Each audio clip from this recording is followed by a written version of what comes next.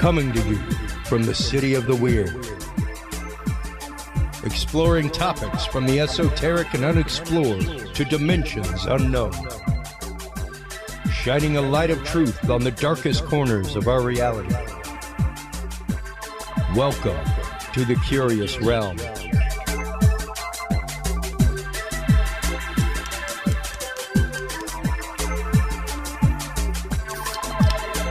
Well, hello, everybody, and welcome to episode 65 of The Curious Realm. Thank you so much for tuning in. Thank you so much for tuning in every week. This week, we are in a pre-recorded fashion. Unfortunately, I am not on the road for work this week. I am sitting at home recovering from some pretty massive oral surgery. So I'll be back with you next week. We should be bringing you the folks from the upcoming Texas Monsters and Legends show. Everyday Paranormal should be coming on the show to help promote that. We'll be having some great guests coming up after this commercial break. Make sure to stop on by Curious Realm. Curious Realm is where you can find all of our episodes. That's where you can stop by. Follow us on all the forms of social media that you find over on the right. You can also visit the Curious Realm store. Curious Realm store is where you can find all of the amazing books from our guests. That's where you can find all of our merch. That's where you can find the book from our guests that we are about to talk to right now. Dr. Simeon Hein is the author of Dark Matter Monsters, Cryptids, Ball Lightning, and the Science of Secret Life Forms. We will be talking with him about this book and some of that research right now. Good doctor, how are you today? I'm good, Chris. Thanks for having me here today. Absolutely. I'm excited to have you on because number one, I love talking to sociologists. That was one of my courses of study. Yes. In college, was sociology with an education concentration. So I was wanting to go out and teach, and which is, I guess, a lot of the reason why I do this show. Sure, I like good motivation. I like to expose people to new thought forms and new ways of thinking, and specifically new ways of looking at the phenomenology of phenomena. Right, exactly. And that's what it is. I try to explain to a lot of people, like, sure, we may get into some conspiracy theory, as people would talk it, even some tinfoil hat areas, what have you. But the whole reason is to demystify and clarify what is out there, and help separate the truth from the myth. Because even whenever you're talking about ball lightning, other life forms, cryptids, things like that, there is a truth in there. Right. Even if it is the perceived truth of the individual encounters that people have had. Yes. There is a truth in there. So let's begin with, how does a sociologist come to studying this kind of esoteric science? Oh, thanks, Chris. Well, I'll tell you how it started with me. I studied fractal geometry. Okay. As a type of research method for looking at data sets. And as you know, fractal objects are objects that are mathematically branching, fractured, and between dimensions. It's literally the study of non-integer dimensional objects. And when you look at a data set that way, you're looking at it differently than you look at it from the ordinary statistical point of view, which is to fit everything to a line, a regression line. And when I was looking at fractal geometry and its sister science, chaos theory, I realized there were a lot of phenomena that we weren't looking at, even from a sociological point of view. At the time, I was looking purely at the idea of information quality, right? The idea that, how do you know anything from your statistics? I'm a former statistics teacher. After I got my PhD, I ended up teaching statistics for a while. So I know what the limitations of statistics are. And we don't hear about these limitations very much. We're bombarded with analysis that tempts to sway our opinion one way or another every day, especially now since we're all exposed to social media. Yeah. But what I learned from fractal geometry is that in reality, it does not fit to a line. There is no fundamental metric. It's an imaginary idea that you learned in school that we inherited from Greek science and so forth, going back thousands of years. But that's not how nature really works. And it started to open my mind to the idea that there could be phenomena between dimensions that don't fit into our ordinary way of thinking and talking about them, but they're still real. So it was from your phenomenological approach. Interesting. Because, one of the issues that I used to tell people literally stymied me for a long time in life was the fact that my brain thought too fractally. Right. I would get caught in literally such a spiral of circular thought and reasoning inside of my own head and branches of possibilities that I would be brought to a point of literal indecision and immobility. Oh, sure. It wasn't even fight or flight. It was the third, the fight, flight, or freeze. That whenever it came to it, I would just, yeah. So to think about fractal geometry and how it even relates to sociology and society as a whole, and how literally society splinters off and is a kind of a fractal in and of itself. Right. The natural order of things is to be fractal, which means you're always going to have subgroups and more subgroups, and things are going to be split off. They're not always going to be unified, but they're still part of the same tree, even if they're on different branches. But what we should be aware of is the way we were thinking about reality is a distortion from the way it really works. And once I realized that, I began to be open to the idea that there could be things that could be real that I hadn't been taught about in school. That could be between dimensions.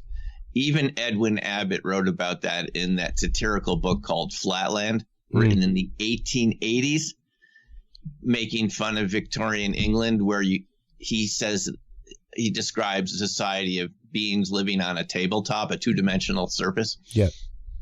Right. And they encounter a sphere one day, and they don't know what it is because it looks just like a circle opening and closing on the tabletop because they live on a tabletop surface. And when A Square gets arrested for saying that he saw a sphere from Sphereland, he finally realizes after he's been incarcerated, they tell him that they know that there's been a three-dimensional world around them the whole time, but they didn't want to tell the inhabitants of Flatland because it could cause social chaos, and that they've known about this other dimension the whole time. So that was just a satirical presentation 140 years ago, but I think that's actually what's going on. I think we're surrounded by other dimensions of reality that are perfectly described by fractal geometry, but our whole Western education has wanted us to make it fit into linear sorts of ordinary shapes. Even you and me, we've been trained to fit into these ordinary shapes. And just looking at electromagnetism, we know it has fractal characteristics. And that's what Benoit Mandelbrot found from analysis of line noise at IBM, is that you have these fractal patterns. It's not just in space, it's in time. That a year looks like a month, looks like a week, looks like a second. It does in terms of your heart rate pattern. Just looking at the human body, I saw there were all these patterns in there that didn't fit the linear idea. That, in other words, a real big idea that opened me to all these phenomena that I write about now was that the heart, a healthy heart, has a lot of variation in it. It's not linear. If it was linear, it wouldn't respond fast enough to external changes in our environment, right? Yeah. And it would have inherent weak points as well. It would have weak points.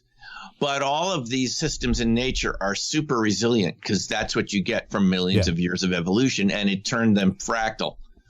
And that means that they're very strong, though they're not always predictable, but they really react to variation. And so if that's true of our lungs and our hearts and our brainwaves, they have these fractal characteristics because we're all geared to adapt to an ever-changing environment where there could be lions and tigers and bears out there.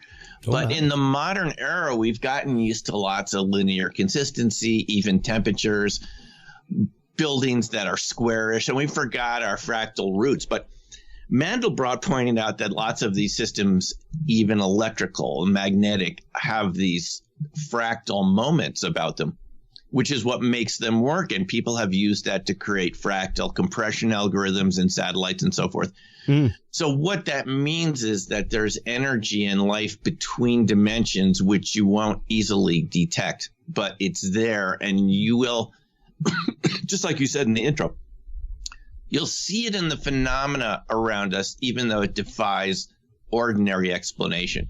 But if you know anything about fractals and chaos theory, you know that you should be looking for phenomena that don't fit ordinary definition of reality. It's just a little more complex. And so that's what opened me up to these phenomena.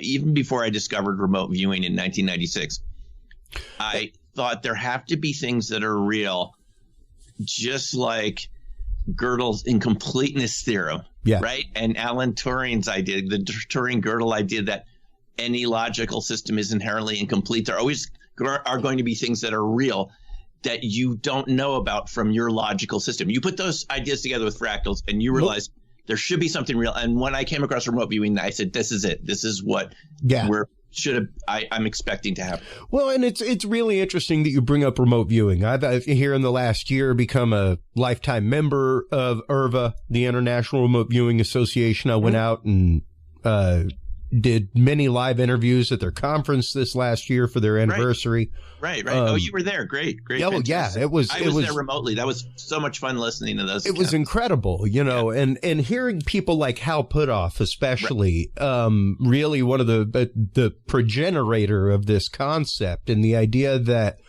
that strange science of interloping frequencies. And the idea that you can influence something at a distance because, well, your electron shells are no different. Like you and I are sharing an electron shell right now by all physics. Right. So the fact of those particles being able to intertwine and tangle, be able to be, I mean, they've got to know of each other's presence. Otherwise, they'd run into each other. Right. And a lot of scientists have pointed out over the years, more of them from Russia than from here, but I think Nikola Tesla would have agreed, is that there can be fields of information just from electrons have the exclusion principle means they can't share all the same orbitals, which means when any of them move around, the whole chain of electrons in the system are going to experience it. That's a type of non-locality right there. Yeah. Without even the idea of entanglement, it's just that there's these repulsion exclusion principles that mean that the whole system responds to anything happening anywhere in the network. And we have all that already in dark matter, relic neutrinos, and these kind of fields that we're told exist from the cosmic background radiation, which I don't know if this is what explains it, but it certainly is a good idea as anything else, is that you already have fields of particles out there throughout the universe. Yeah. There you go. Yeah. There you go. And I just popped up on screen right now. This is last year's Nobel Prize in Physics was the fact of non-local reality and being able to quantum entangle particles at a distance. And it being proven. This is a concept that once again is nothing new. It's been around for a very long time, and been in the world of quantum and theoretical physics, things like that, to have it actively proven, and not only proven, but double-blinded, reproven, and to the point of here's the biggest prize around for it. It's incredible, and it really does and should open up a whole new world to us scientifically and esoterically, period. No, it's true, Chris. And that's the big mystery. Why aren't we reacting to what quantum mechanics tells us is real about the nature of non-locality? And I'm not sure if it's, I mean, there is debate, and this happens to be my latest YouTube video, which I put up. Is it quantum entanglement? Is it more a neutrino flux that explains these non-local interactions? There's always debate about that. But quantum mechanics did happen 120 years ago or so. And we're still acting as if it's a Newtonian world with these direct linear causation patterns like Newton. Yeah. Imagine that everything has a local cause. And we know now that from the work of many physicists, from Einstein, from his time around that time up until now, that there's all sorts of other influences going on that matter. And they don't just matter at the microscopic level. There's mesoscopic effects, too, of coherency. What is that? Bose-Einstein condensate.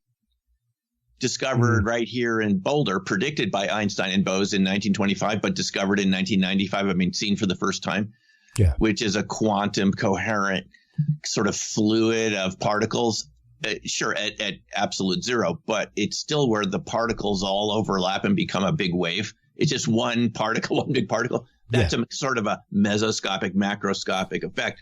And so that's the real thing about it, Chris. If we know that quantum mechanics tells us that these sorts of objects exist in our reality where particles can become coherent and have all the same frequency and become just sort of one big wave pattern, why shouldn't we be surprised that there are all these phenomena around us that seem strange and weird that we call paranormal, but in fact are the same analogy as a Bose-Einstein condensate to ordinary matter as ordinary phenomena are to paranormal phenomena? It's the same thing. Remote viewing, ghosts, haunted sites, strange effects around UFOs, even around Bigfoot, where people's, as I discovered studying that topic, where people's watches stop. If this was just an escaped gorilla or a relic primate, admittedly rare, like people believed, why would people's watches? Have you ever gone to the zoo and your watch stopped while you're by the gorilla cages? That's never happened. And so this is not an ordinary phenomenon. I believe the phenomena, just like you're saying, the witnesses tell us their battery stopped, their camera stopped around UFOs. Even around remote viewing, this happened around Uri Geller. Yep. When Hal Puthoff and Russell were testing them, Russell Target, SRI, and Lawrence Livermore labs, they had UFOs in the lab. They had cryptids. Remember this? It's the hitchhiker effect. It didn't start with Skinwalker Ranch. Yeah. It goes back to Uri Geller in the 70s, right? Yeah. And, it's interesting because we have numerous times, and I'm very glad to have you on because I've been wanting to get into the topic of Bigfoot and the paranormal, Bigfoot and portals, all kinds of things, because yes, these stories have increased over the last many years. There weren't a whole, it's not like if you go back and look at, first-person Bigfoot accounts from the 60s, 70s, things like that you had an overwhelming number of them like this. There may have been a few, but it's really interesting to see that coming about. And even if you're talking typical cryptozoology and the search for Sasquatch, what have you, one of the concepts that we've brought up is it the fact that this is actually the creature that we know as Sasquatch, or is it possibly something else that is using basically the tropes that we are comfortable with to expose themselves to us? That's an interesting idea. When it comes to, because not that, and I am not excluding the fact that Bigfoot can't be there with portals, that portals don't exist. It's the problem of when it comes to research, which side of that quandary do you start from? Do you start from, let's find the Sasquatch, then figure out how it makes a portal or how it finds a portal? Or do we find the portal and then figure out how a Sasquatch uses it, knows about it, and what about the Sasquatch? And I guess that's part of the problem when you come with when you when you see the dual phenomena like that happening? It's true. Yeah. No. There's a lot of questions that you're raising, which anyone who looks into this topic has to consider, because, and what's the evidence? Well, even groups of friends out hiking, once they've seen a Sasquatch, they can't agree sometimes with what they saw. Yeah. Some people said, no, it looked like a cat. And other people say, no, it looked like a gorilla. And then the other person says, no, I'm absolutely sure it looked like a caveman. Yeah. It looked like a cave. So what is going on there? Is it, endless question. Is it affecting our perception? Is it something that's presenting itself a certain way? But we do have hair samples. We do have footprints. We do. We have oil samples. We have rocks thrown at your car. All kinds of things. Dents, and that's what I'm saying. I'm willing to consider the two as independent phenomena. That perhaps it's the fact that what is being reported with the portals and other paranormal phenomena is not necessarily Sasquatch as we know it. Well, and traditionally, like as far as native cultures discuss it across the globe. Native cultures describe it as some sort of supernatural human, because if you listen to Dave Paulides' work on Bigfoot, and, he has 2 books on Bigfoot. Yeah. They're both very interesting. Tribal Bigfoot, the Hoopa Project, and these are very evidence-based descriptions. But even in these, you have strange things happening. I think, as he says in his recent videos that he has on YouTube, it pushed him very early in this investigation, which was funded by some wealthy entrepreneurs from Silicon Valley.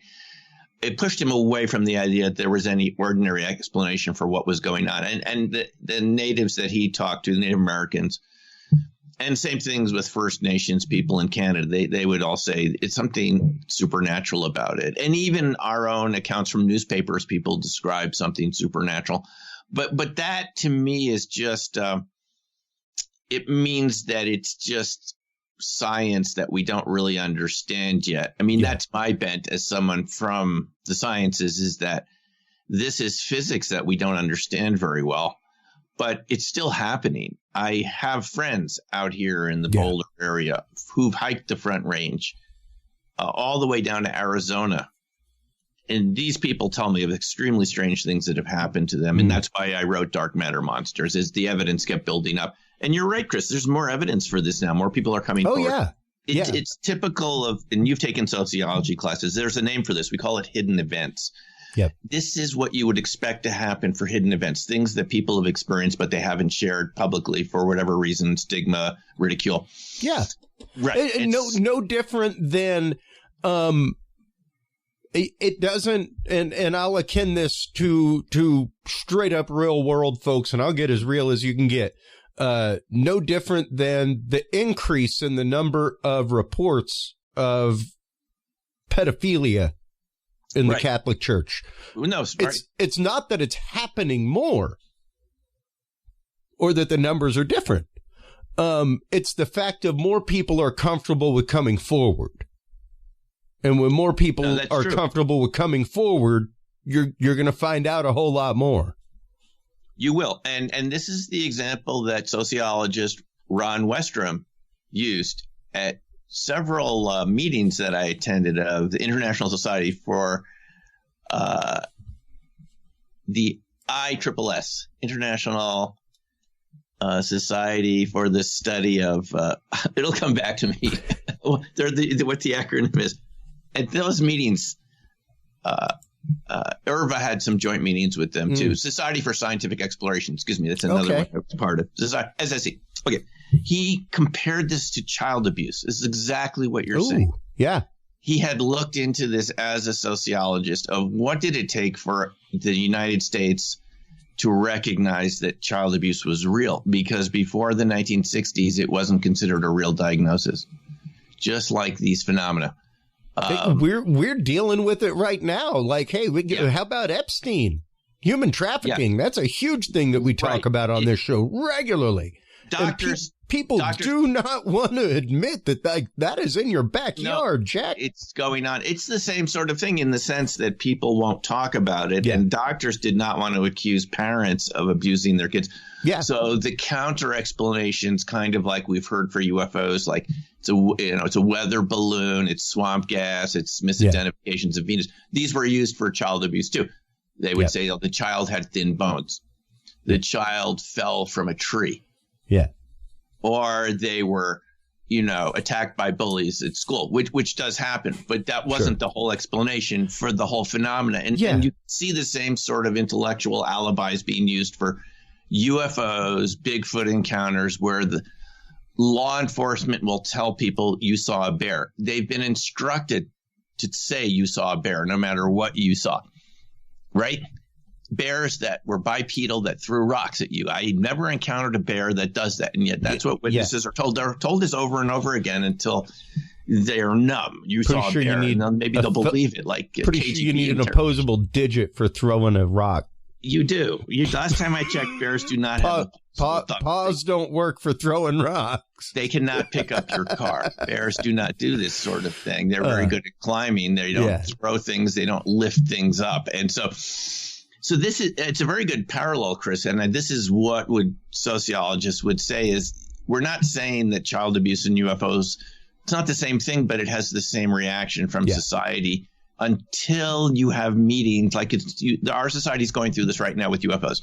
Yep. It took federal attention and meetings in D.C. and Chicago, as Westrom pointed out, before the professionals actually said, this is real, Pete. This child abuse is real. It took about till 1965 and a couple really confident individuals who brought law enforcement and doctors together, psychiatrists, and they agreed, child care workers. It took a consensus around data. And so this is what's going on with UFOs and UAP. And I imagine it'll happen with cryptids eventually, too. Yep. Is we went too far to the extreme to push these topics away because we didn't want to deal with it. And I think what it shows us, which should cause alarm to all of us, is that the professionals pushed it away. Yeah. The professional scientists really didn't do their job here because they kept saying it was a weather balloon, it's ice crystals, and they're happy to keep their positions at these universities while ridiculing the witnesses, which I think is not acceptable. That is one of the things that we discuss regularly on the show, Dr. Simeon, is the fact of the deviation, the scientific deviation, and why is the scientific deviation not being, because the deviation is what needs to be studied. And it's the fact of, sure, hey, I am willing to, because I am a full-on believer's believer, Doc. However, I am a skeptic with a scientific mind. And the thing is, folks, a skeptic isn't there to, shoot down everything you believe in. We're there to look at a logical thing, and we're there to have our own minds and belief changed. Where any good skeptic is willing to say, wow, I was totally wrong about that. Interesting. And I'm a believer's believer, but at the same time, I know that requires incredible evidence. It requires persistence. Yeah. It requires not clogging my own filter. No, Chris, what it requires is the ability to want to look at evidence. Yeah. Not just the evidence, it's this actual desire to look at evidence. And it's very easy once you get a degree like I have, a PhD, to become kind of a snob and to turn your nose down at what people say they perceive. Because you have this ivory tower where you can always retire to, and you can lock your door to your office. You can just go write a paper and people will listen. Write a paper. And I feel disappointed in the academic system for not getting onto this topic sooner. I mean, why did they wait for the New York Times article in 2017? They're supposed to come before the news articles, but they didn't. They just jumped on the bandwagon, changed the name to UAP, and now it's a hot topic. Once again, I mean, even right there, your book show, a book Opening Minds about crop circles. That's one of the main things that I bring up all the time. Whenever you're talking paranormal, cryptids, crop circles, UFO, UAP, doesn't matter. There is that 2 to 3% deviation where it's exactly. Wow, There is the 2 to 3% I don't know. Are outside the norm. No one wants to look at that 2 to 3%. And that's the problem. That's not science. And it's not. That's like, imagine if we allowed a 2% deviation in architecture. Yeah, exactly. That is good. That's you know, a good point. If we allowed a 2% deviation of accuracy in architecture, if you had 100% a solution that you were waiting to come out and only 93% came out, and you went, well, okay. No, Chris, this is, the author Nassim Taleb, who wrote The Black Swan and other books like that. Yes, Black I'm familiar. Swan and other books about kind of misconceptions in probability, and he comes out of the financial world. Yeah. And his books are all really good. So he points out in these books that the Romans used to make engineers sleep under the bridges they built. Yeah. And the British changed that in medieval times, the early British Empire. In Britain, they made the engineers and their families sleep under the bridges. Yeah. So this is called Skin in the Game, which is another one of his books. So this is what we're missing from the whole system is skin in the game. Yeah, precisely. We're missing this. You can just be a BS artist and get away with it. For like a century of BS until all of a sudden UAP are real. And someone has pointed this out recently that everyone has come out of these classified hearings. There are classified hearings going on right now in Washington, D.C. about UAP, what we used to call UFOs, which was fine with me because they look like objects to me. But people coming out of those briefings are senators and Congress people. Chris, they look very somber. They don't look excited. So they're hearing something that is really distressing to them, and they're not telling us. I don't know what it is and what we're going to find out. It's probably a lot more than that we can't control our airspace, okay? It's probably a bigger picture of the entire evolution of us, our planet and our species that we weren't told about. And they're hearing the full thing. I mean, they said, who's ever briefing them is saying, look, you guys wanted the briefing? Okay, here it is. Here it is, yeah. We're hybrids. There's other alien species around that are abducting people nightly. We can't do anything about it. There's a hybridization program going on. In fact, humans aren't even a completely natural species. It's something like that. And then they're talking about cryptids somewhere in the briefing, too, that who are these other animal creature life forms are that we never were told about in our high school biology class. And that's probably a pretty heavy thing. And this is what you get when you don't have public discussion for a century, is they're just going to lay it all on you in a couple hours. What should have come over 100 years came in a couple hours. And that's why they're looking somber. Yeah. Yeah. Well, and, not a lot of people see things in the windfall aspect like that. And unfortunately, that's the case. That most people do not see it either in that way or in the fractal way that things touch each other and affect each other. Which once again, I'll just bring our conversation right back to that topic and the concept of fractal and how one thing affects the other. And even when you're talking about electrons having to move around each other so that they don't collide, that means, like you said, that brings about the whole concept of chaos theory and how the movement of one thing affects something all the way on the other side. No, it's true. I remember the early news reports of COVID.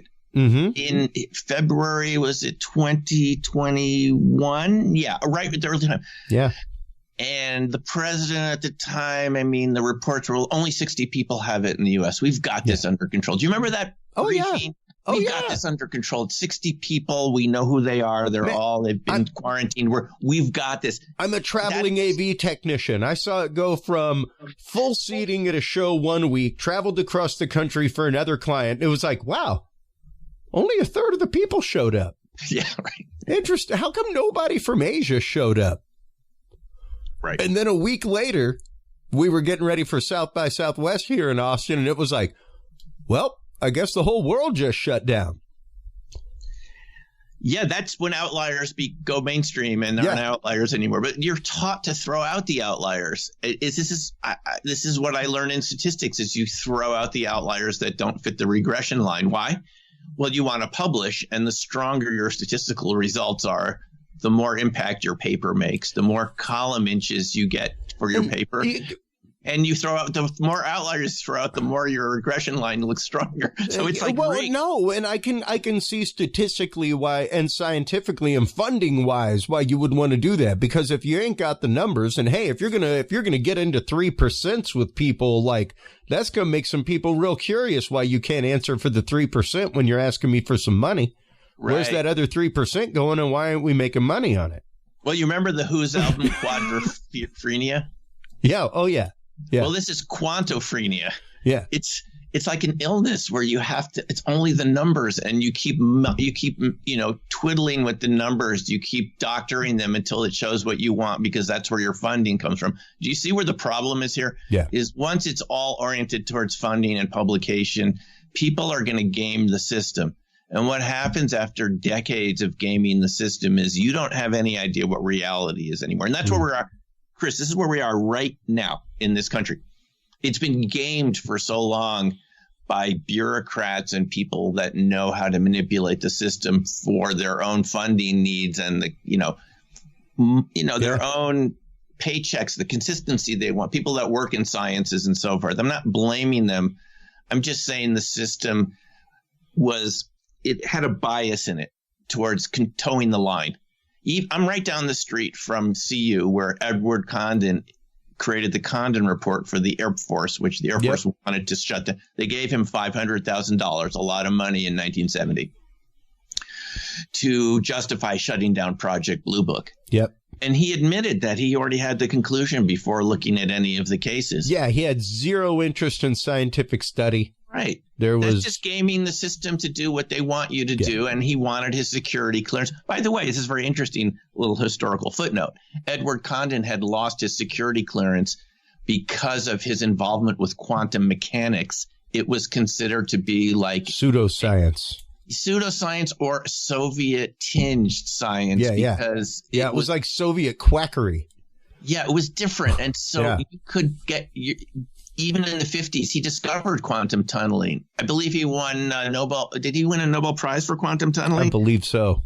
He did. He was a well-known freaking physicist. We all accept quantum tunneling. It's what makes your electronics and my electronics work. Without quantum tunneling, you don't even have the sun. Okay, according to what science tells us.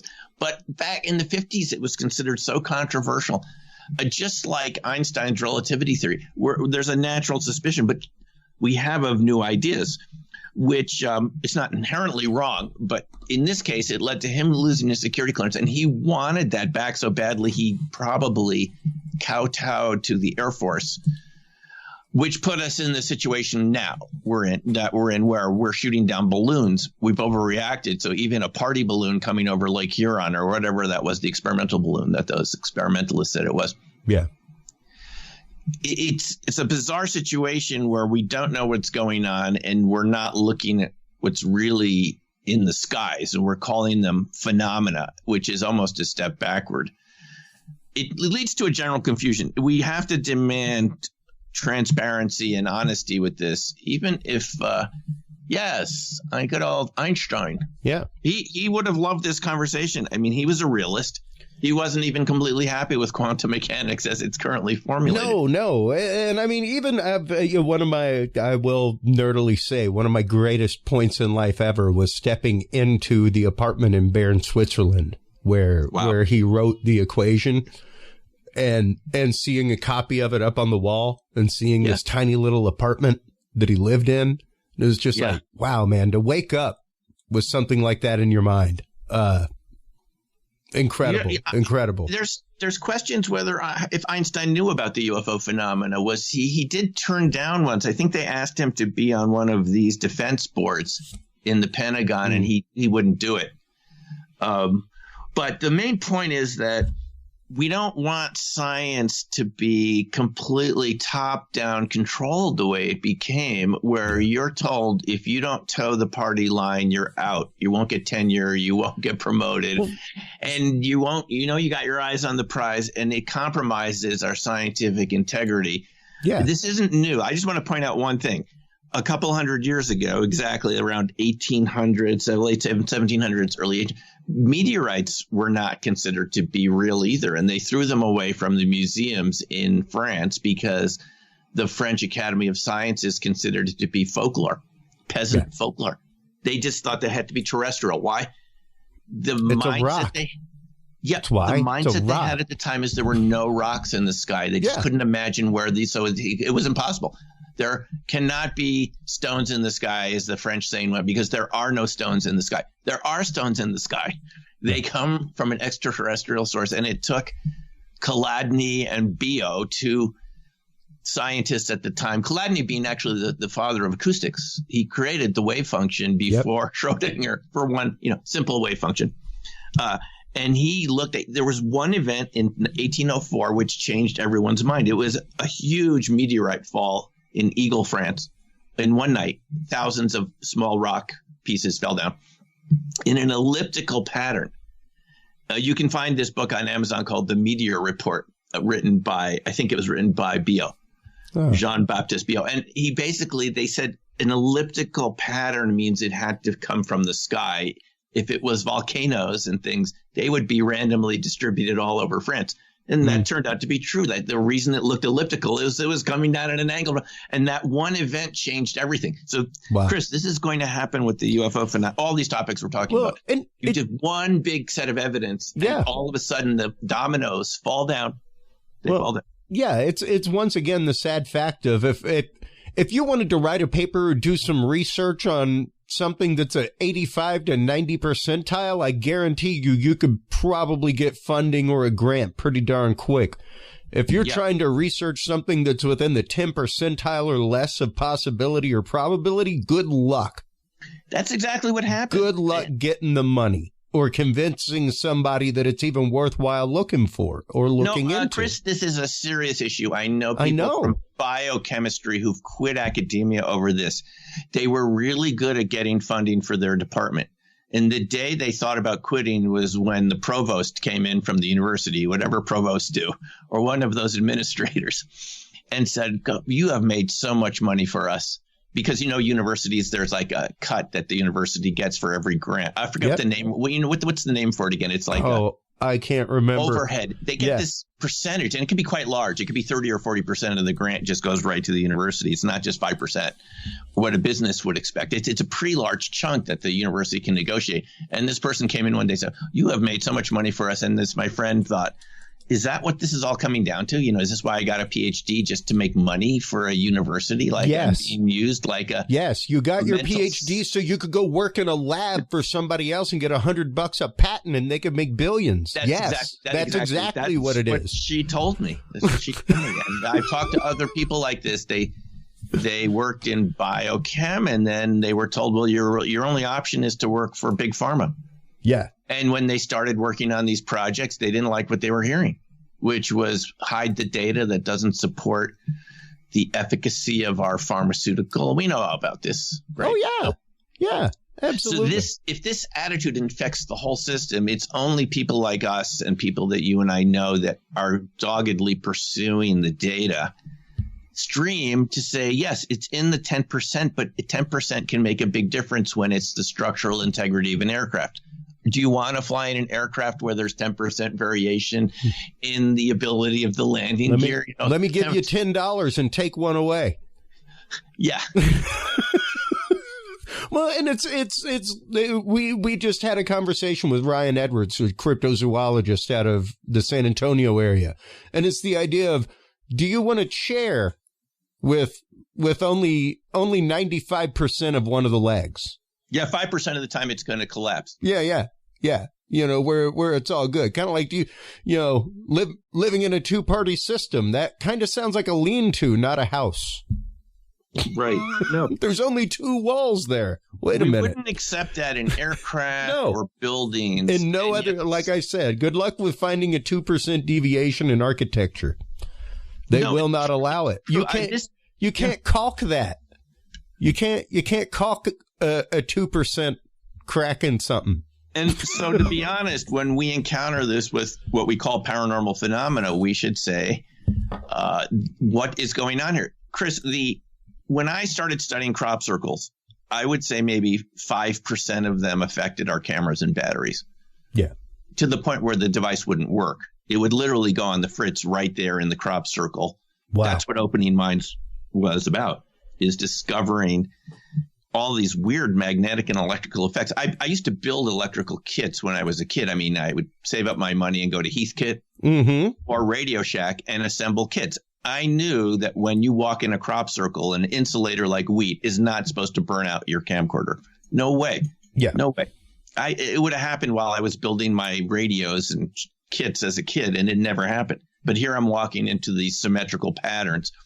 And some of the time, it was enough for me. You would see your camera or someone else's camera just stop working instantly. And so that showed me there has to be something else going on here, more than even static charge, because I would ask farmers. I said, have you ever had your tractor or your camera stop working while you were out here harvesting the wheat? They'd all say never. It's only in that particular shape. So that should tell you there's something about the shape itself. Now, when you were, this is just curiosity, because I would love to have you on sometime to talk specifically about crop circles. Yeah, sure. That is honestly one of the topics that got me. I think it was sophomore year in high school. I did a report for my English class on crop circles.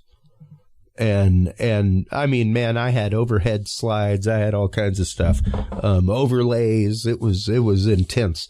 But when you're talking about that, and especially the energies that come from that, what kind of differences were there with adjoining fields, with even parts of the same property?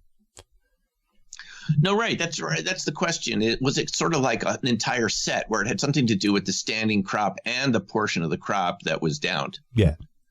And some sort of polarity between standing crop, which is not touching the other stalks, versus the stalks that are pushed down, and now they're all like in like a liquid crystalline shape, having the same sort of properties like liquid crystals. And so you look at it like an entire system. Well, it's a big question. Is it the field, literally the field of wheat that you're in? Is it something about underground springs? We looked at a lot of this, and the conclusion I came to, which I'm happy to talk about in great detail another time, is it's something about the pattern itself, which we realized when we started paying farmers to make our own circles to see if we could even get close to what we were seeing out there in the 80s and 90s. Yeah. And we would find that our own circles would cause massive distortions in cameras and batteries and so forth, which suggested that there was something very interesting about the shape that was organizing the energy. So even the circles that y'all created. Yeah. Wow. Some of them would create the same effects we saw in the other ones. Now, we didn't believe that. Same exterior effects, not same effects to the crop itself, where there were like extended nodes. No, we got those too. We got those too. We didn't believe it. This is real field research, Chris. We were literally out there thinking these could only be made by ball lightning or UFOs or something, but we just think, well, we should make a few as a control, and we would get the exploded nodes and all the stuff in our own formations. I mean, granted, as an audio engineer, a lot of that makes sense, especially when you start talking cymatics, things like that, the science of vibration, frequency. Exactly. The idea being, even if the fact of that area was harmonizing with a frequency that it was just on a ley line with. Exactly right. This is sort of where my mind did not want to go there initially. I had believed the same things that we had all been told at these conferences, but it didn't turn out to be true. Well, even at that point, though, like, where was cymatics? Nobody was really, you didn't see a whole lot of videos out there. There weren't people playing around with it in their garage and making oobleck and things like that.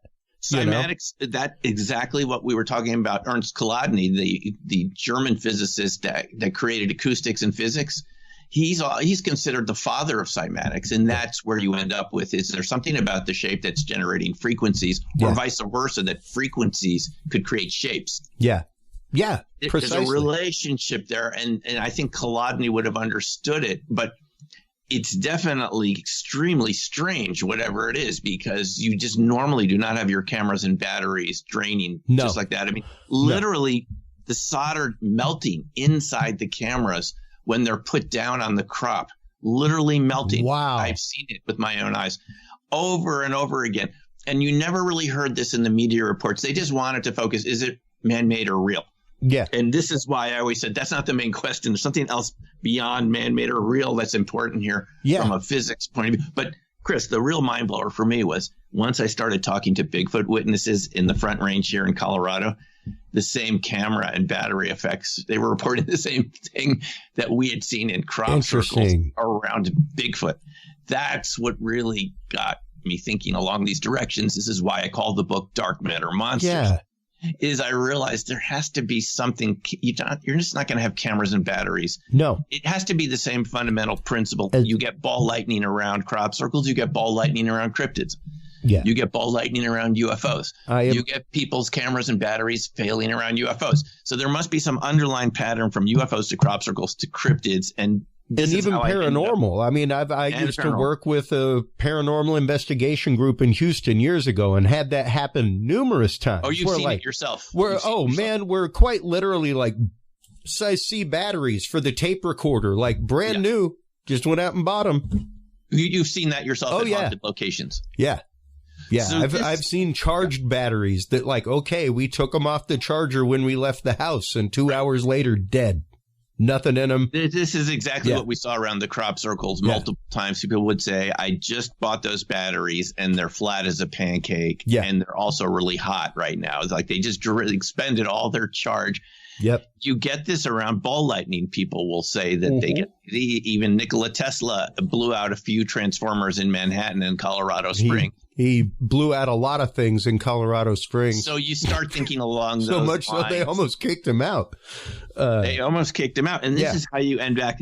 So the Soviet researchers into ball lightning and these sorts of phenomena concluded it was the fractal organization of dark matter that's actually causing all these effects. And this is how I ended up in that direction, is just looking at decades of Soviet research into micro ball lightning, what they called electromagnetic phantoms. Okay. Electromagnetic phantoms. They concluded that fractal geometry was the basis of this, that goes all the way down to the 0 point field.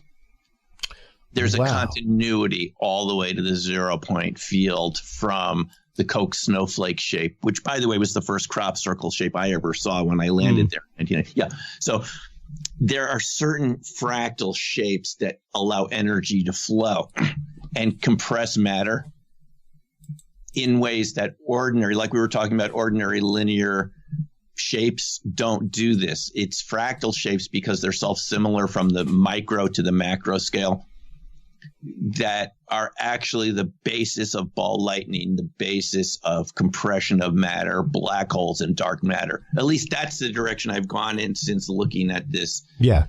Exactly. See that shape that you see that shape on the right of the page? Two Soviet mathematicians, researchers and mathematicians who are no longer alive, published an entire paper on this, which they published saying the Koch snowflake is the only shape in nature that completely connects to 0 point energy. That's the only shape that will do it. And when they built coils in those shapes, they could remove the equipment and they would have what they called an electromagnetic phantom floating over the desk where the equipment had been shut off and removed.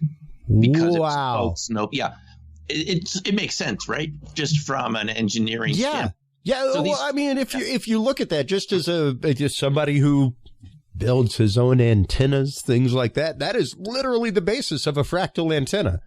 Right. Like, and that's right the basis there. of ball lightning. Wow. It's the basis of orbs and ball lightning.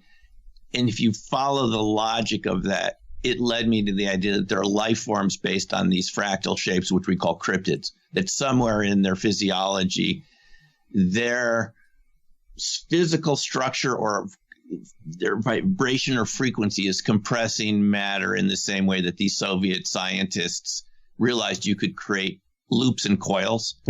Yeah. Sort of closed pointing vectors of fractal Maxwellian shapes that instead of pointing outward and creating an external electromagnetic field, pointed back in all the way down to the 0 point field. Yeah. And I mean, it's big stuff. It's huge stuff. It's huge stuff. And I mean, I'm holding in my hand right here, folks, something called an EBO. I'm a musician. Oh, the EBO. Yeah. EBOs kind of work in the same concept. It's basically an electromagnet that when you get it near it picks up the field of the guitar pickup and goes in the opposite direction. Wow. And really? actively causes the string to vibrate in between the two of them. Oh, as though you are bowing it with a string.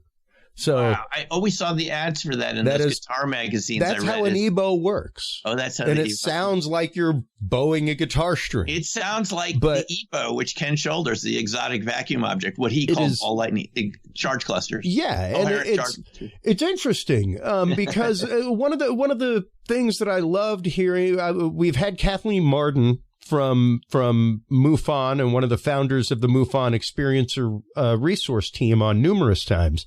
She is the niece of Betty and Barney Hill. Right. I've talked to her there. Yeah. Amazing individual. And she shared a story about an experiencer. She was saying how many of these experiences now and contactee experiences have gone into the realm of supernatural and gone into the realm of paranormal. And her research in and of itself has gone that way and gone out of field hard research into the phenomenology of this, because of the story of the individual who, while experiencing a craft, went to touch it and passed through the craft. Now, interestingly enough, when I attended the IRVA conference, the remote viewing conference this last year, Hal Puthoff talked about the exact same case. Oh, really? He's read on to a lot of panels when it comes to that stuff. And I am firmly convinced that once you're at certain levels like that, they just read you on as a just in case. Mm-hmm. Because it may come the fact that this ties into the research that we paid you for a long time ago. And the scary thing is you could talk about this new stuff and not the old stuff. So, but if we read it on to you, you can't talk about any of it. Yeah, right. You can't talk about the old stuff. It's really strange. You don't go back to Roswell or Phoenix Lights or Hudson Valley. You can't talk about all that because you were read on to the conversation. Yeah, that's what he told me too when I talked with him. He said that's the problem in the American system, and it's the same thing. Well, and it's a problem with submitting into that system of being read on to and being on a government panel about something. Be honest. That's right. Exactly how Puthoff gave us this lecture at SSE IRVA in Vegas in 2018. And this is a couple of years before you saw him. So this is what he told us. And I talked to him personally about this. Yeah, same. At breakfast. And he said this brought the Soviet Union down. This compartmentalization where you can't talk to anyone outside your special access program. Yeah. He told me this is what brought the Soviet Union down. They were ahead of the U.S. in electronics, microelectronics in the 50s, right? Which is why they had Sputnik. Massively ahead of us in terms of vacuum tubes and transistors and all of this stuff. They had independently invented a lot of this. If I have my choice between any Russia-made circuit or an American equivalent, sorry, I'll buy Russian all day long. Yes. Their parts are better quality. Their build quality is like, it's literally works of art on the inside. When you open up guitar pedals and stuff, like everything is military grade parts. It was all military factories. It's all, but what brought it down, Chris, what was Hal the same thing. Yeah, what brought it down was the secrecy and the paranoia and the suspicion. It wasn't the technology. I've worked with, before the Soviet Union fell apart, I actually worked with Soviet scientists at a research institute one summer in Vienna, south of Vienna, EASA. And it was in that program as a grad student, and I worked with a lot of these folks before their society sort of came apart. It wasn't their lack of ability to create this technology. They're scientists who understood fractals and all this. They understood everything we're talking about here. It was the lack of communication between different organizations. And Hal told us the same thing could happen to the U.S. And you know what he called it? A Sputnik moment. Oh, wow. Wow. He said we could have a Sputnik moment because some society, maybe Jamaica, could go ahead of us just because they have better communication between scientists and the compartmentalization. We know this is true, but we haven't done enough about it. It prevents scientific progress. Well, and hearing him speak, and especially about the same case, and especially about the phenomena of mutual experience, the way that we were talking a minute ago, where everybody's reality is different. You ask two kids that were brought up in the same house, and guaranteed they have slightly different recollections of the exact same events, depending on the emotional filter which they see the world. However, when the idea of somebody being in a location and being able to see either a Sasquatch or that object in the sky, and the person next to them not being able to. The phenomenology of that being explained by Hal as literally vibration. Somebody being in the correct vibratory state. And the example he brought up was the case that Kathleen Marden was talking about, where where the person passed through. And he was I love the fact that he brought it up like it was the Flash comics. He was like, he was vibrating the same way the Flash does to pass through a wall. This is matching. This is very interesting. Because what this more recently Russian scientists looking at this have come up with is that some objects are inherently blurry. Because their permittivity has variation in it, that it's flipping back and forth between not positive and negative permittivity. Permittivity being the fundamental electric constant of space, and objects' ability to resist electrical charge. Okay. Kind of like the difference between, wood and metal. The difference in permittivity is, one material has a lower permittivity, metals, versus higher permittivity like insulators, like rubber, right? Yeah. Yeah. So the reason a lot of these paranormal objects look blurry, because people always complain, how come there's no really good photos of them like there was of the Chinese spy balloon? They look blurry because they are blurry. Can you understand that? Well, they don't have a constant permittivity. There is variation in the permittivity. And people that have studied ball lightning, Chris, Ken Shoulders, Hal Puthoff's colleague for a long time, also worked at SRI for NSA doing microelectronics, early versions of drones and so forth. So Ken Shoulders has this whole article, if you look him up, about how ball lightning has its own permittivity, which means it's operating in a different frame of reference. It has a different speed of light. That's what Hal's lecture to us was about in Vegas, is if you change permittivity from these UFO materials, you're literally changing the speed of light. The speed of light is based on the permittivity and permeability, the magnetic constant. So if you make any, this as an engineer, you make any changes in permeability or permittivity, you no longer have objects that are in our frame of reference, which means they're going to look really strange, and all the phenomena around them are going to be extremely strange. That's what Hal told us. It just took me a couple of years to put it all together, finding Ken Shoulders and realizing that Hal's idea about permittivity might have come from Ken Shoulders. I mean, even though Hal's an engineer too, I think engineer physicist, but Ken Shoulders also talked about this. They worked together. Is that you can have objects in their own frame of reference that don't interact with us the same way, and they're going to look strange, and they're going to look blurry or blue shifted. So this is another component of what we call paranormal, is just, yes, there you go. So there are all these strange phenomena around ball lightning, because it's not literally a biochemical object. It's not just chemically burning like a flame. Yeah. It's not like it's a gas ball or something like that. No, it's not a gas ball. It's a coherent matter object with its own frame of reference, its own permittivity. And any life form or object like a UFO hull that changes permittivity is literally going to have its own speed of light frame of reference. Yeah. And it's going to seem faster. Yeah. It's going to seem fast compared to us. The speed of light is only a constant in a vacuum, not through a medium. So once you start, yes, the light will not penetrate the solid object, but let's not forget that is just a repulsion of electrons. Right. That is not a solid object. That's right. And so once you start vibrating those electrons and changing that, then yes, light could utterly pass or bend through it. You end up with what Ron Moorhead called the quantum Bigfoot. And he would know, because you know Ron Moorhead. He was out there in the Sierras. He wrote the book Voices in the Wilderness. And he would say, we could never see them. Light passed through them. The closest you got was something like that Saran wrap effect, the predator effect. Yeah.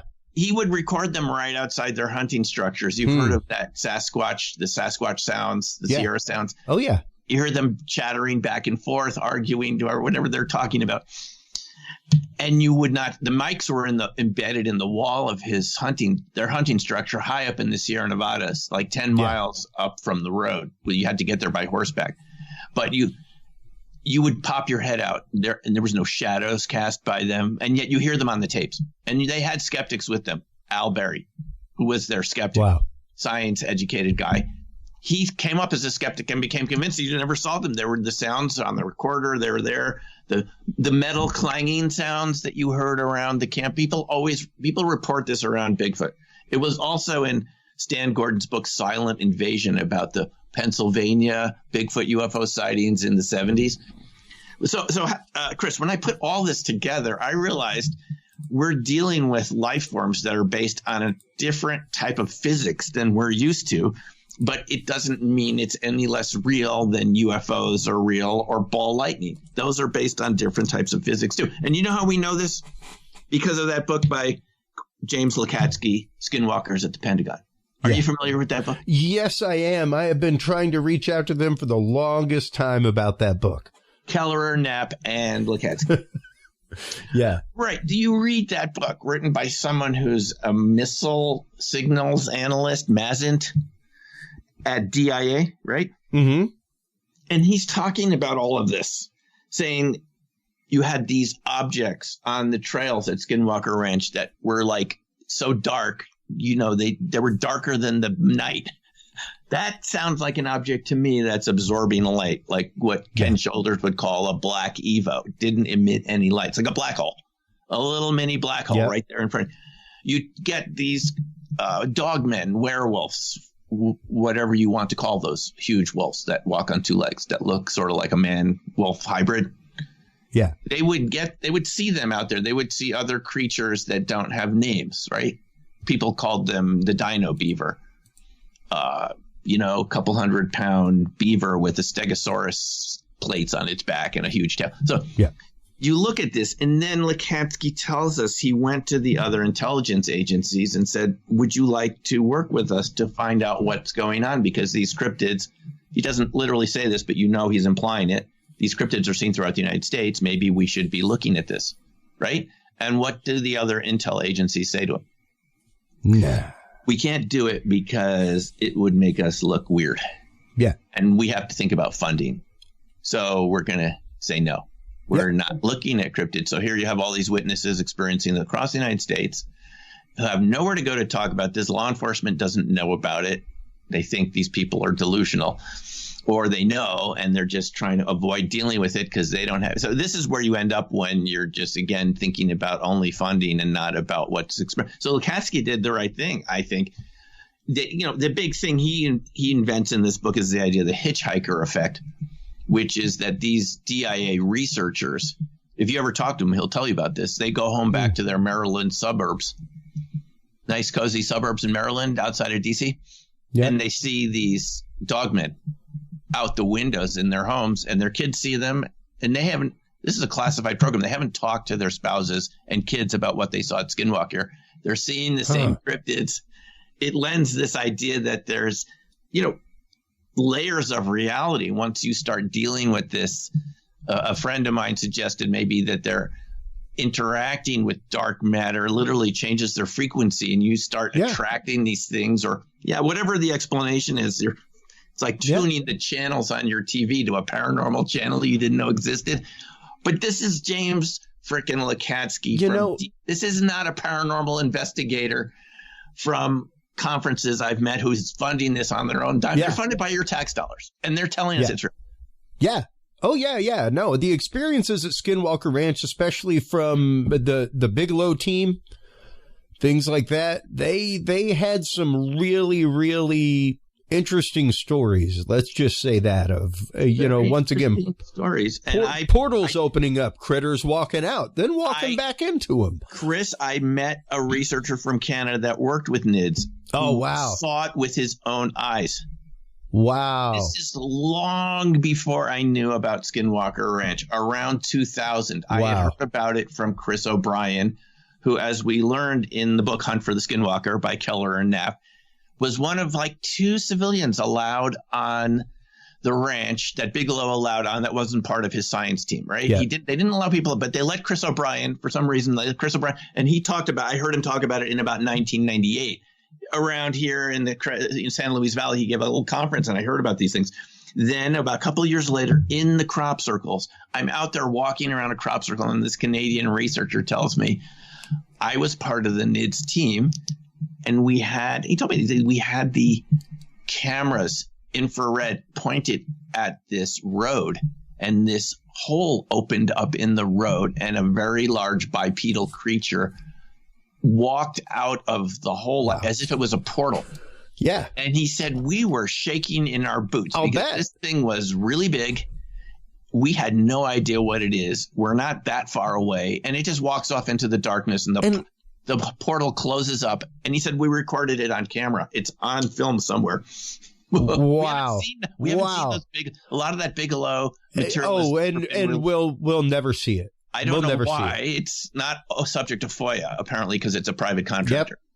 Yep. And that's exactly why it's in the world of private contracting and everything else, is because it's not subject to FOIA. And That's right. This is why they do this, apparently. I was told this. Actually. It's precisely why. They contract it out, so this is the government's way of avoiding the conversation. But Chris, why are we avoiding this conversation? You and I are touching on a lot. Once again, to ignore a 2% deviation is dangerous. I don't know of any other industry where a 2% deviation I'll tell you what it led to is allowed or not investigated. It led to the credit collapse of 2007-8. Do you remember this, when all these banks had interlocking swap agreements? Yeah. And no one ever expected the house of cards to fall apart. Yeah. When it was one of those, I forget which brokerage firm, Lehman Brothers or something, their credit swaps, their whole system, they had a collapse. And that means they couldn't honor their agreements with other banks, right? And the government had to step in overnight to prevent the entire system from coming down. So this is what you get with a 2% deviation that you don't want to look at in the long run. How dangerous do you think it is scientifically? Because, I mean, of course, and I'm not going to get into C words. I'm not going to get into pandemics, because anything beyond that, and I guarantee you the algorithms will find us. I've got a lot of muted content, my friend. But when you're talking about this kind of information and science, and the idea of it's science, trust it. It's science, trust it. One of the things I talk about on this show regularly is let's not forget, until the turn of the 1900s, like, if you were sick, it was bad air. Like, there weren't germs. Doctors weren't concerned about washing their hands before they saw you. That's right. Or before they reached into your body to try to fix something and just tinker around and see if they could do something. Right. Like this is not long ago, Dr. Simeon. It's not long ago that all of humanity believed so hard that the world was flat that if you said it was round, we'd burn you at the stake. Exactly right. Now, you need to read this book by David Wooten. He has a book, The Discovery of Science, but another one is called Bad Medicine. And what is it about? How the medical community ignored Leeuwenhoek's microscope for 150 years and preferred to believe in the ethers and the fluids, the humors. The humors. Imbalance of basically. Yeah. Well, you got bile inside of you right now. I mean, that's literally the source of why we call bile. It's the yellow stuff that came out. And if you had bile or they believed in a theory which had no evidence to support it, just because that's what they were taught. And you know why they said they wouldn't use a microscope? Because they said they had eyes from God and they didn't need to look. I was just about to say it's the devil's work, more than likely. And they would use all horribly. Wooden said how many people could have been saved by using a microscope to see microbes that we knew existed, but doctors said we don't need it. We don't need a microscope. We already know what's going on. We're happy with Galen's idea of fluid imbalance from the Greeks, going back to So this is a really good point, is we can be held back by superstition when we don't want to look at data. And all this stuff we're talking about today seems to me, it's data. It's the 2% you don't want to look at. But in the 2%, there's a reason I called my book Black Swan Ghosts, the book on the far right. Mm-hmm. I called that for a reason, because these are black swan events. When the chair finally collapses from that 2% variation you didn't want to look at, or more seriously, when planes crash, or we have accidents that we knew could be prevented because we didn't want to look at that variation in the algorithm or whatever it was in the autopilot that was flying the plane that you'll find that engineers knew about, but they were told, well, that's so improbable, we're just going to ignore it. But then it happens, right? Yeah. This is what's going to happen with these topics if you continue to ignore it, is it builds up in people's experience. Even the phenomena itself could be organizing itself right now, and we're not paying attention to it. It could be trying to tell us something, but we're ignoring it. And that's where so you're sort of in a sort of pre-2007-8 situation with the credit collapse, where something that you knew about, but right before that credit collapse, the banks knew about this possibility of what they call correlation, like these interlocking credit defaults between banks. Do you know what they said just like a couple months before that happened in 2007-8? It's too big to fail. It's too big to fail. Quite it's literally. Only about a 1 in a million chance that they knew there's a slight chance of what they call correlation between all these systems and all the assets collapse at the same time. Okay. They knew they said it was a 1 in a million chance. If you listen to the physicists that they were employing at the time. Somebody always wins the lottery, though, dude. Someone wins the lottery, and that 1 out of a million chance 1 out of a million to us in our life. And it happens pretty regular. It happens because it wasn't 1 in a million. It was underestimating the risk, and it was more like 1 out of 50. Yeah. And it's just going to happen. 1 out of 50, you're going to come up, all heads. Yeah. So this is... Yeah, and that's just it. Like, once again, 1 out of a million. That's funny because it just happens. It happens weekly. And this is what you get by ignoring these topics, going all the way back to Roswell and the different Air Force projects that were designed to cover it up. Project Sign did a good job. Their engineers, I mean, as people have pointed out, the Roswell researcher Don Schmidt points out in his book about Roswell, Children of Roswell, and his other book. Yeah. He points out that the people in Project Sign were not theoretical physicists that had just been hired, sitting back somewhere looking, thinking. These were the people that ran Wright Pat Reverse Engineering Lab that reverse engineered German and Soviet planes. These were nuts and bolts engineers. Yeah. They signed on to the idea that this material that they were looking at from Roswell was extraterrestrial. That's what Project Sign was nuts and bolts engineers. Well, and when it comes down to it, to to bring that to another light. You know, when you're talking about the trust, and especially the trust of the conversation, Dr. Simeon, and where we're going to go without this conversation, and what will be stymied, you know, I guarantee you, I'm going on 50. If you went and talked to my grandparents and even my mom, there is a level of trust for their government the people of my generation and under do not have. Because we've seen the things from their generation. We've seen what happened in my mom's generation, and then we've seen what happened in ours and after. We've got the perspective of both sides of it, not just the perspective of we all had to come together to win World War II, like I was out collecting tin cans, you know, victory gardens, everything else, everybody coming together for the trust and the love of their country. And then that going on to the next generation, and a couple things happening, a couple of rifts here and there, you know, sociologically. And it's interesting to see that, and to see the fact of that distrust for government is literally where we will get with science. We'll get there. No, and this is what Stanton Friedman pointed out. You know, who I think Stanton was related to Kathleen Martin. Was that his niece? I believe so. Something like that. Yeah. So Stanton wrote a book called Science Was Wrong. People have to read this book. Stan passed on a couple of years ago. I got to speak to him a bunch of times. He always gave great lectures, and he always pointed out that no one believed in the Wright brothers, right? They had to go to France to get support because our government was supporting Samuel Langley with his houseboat-sized plane that never worked. Yeah. But keep shoving him off the end of a carrier, giving him money. In the Potomac. Yeah. And they were funded with $100,000. A lot of money. Samuel, I think he was he a astro? He was associated with Harvard. He was an astrophysicist, whatever they would have called it at the time. He was someone that was involved with planetary sciences, and the Wright brothers being bicycle builders with high school diplomas, dropouts. Yeah, high school dropouts, self-funded from their bicycle business.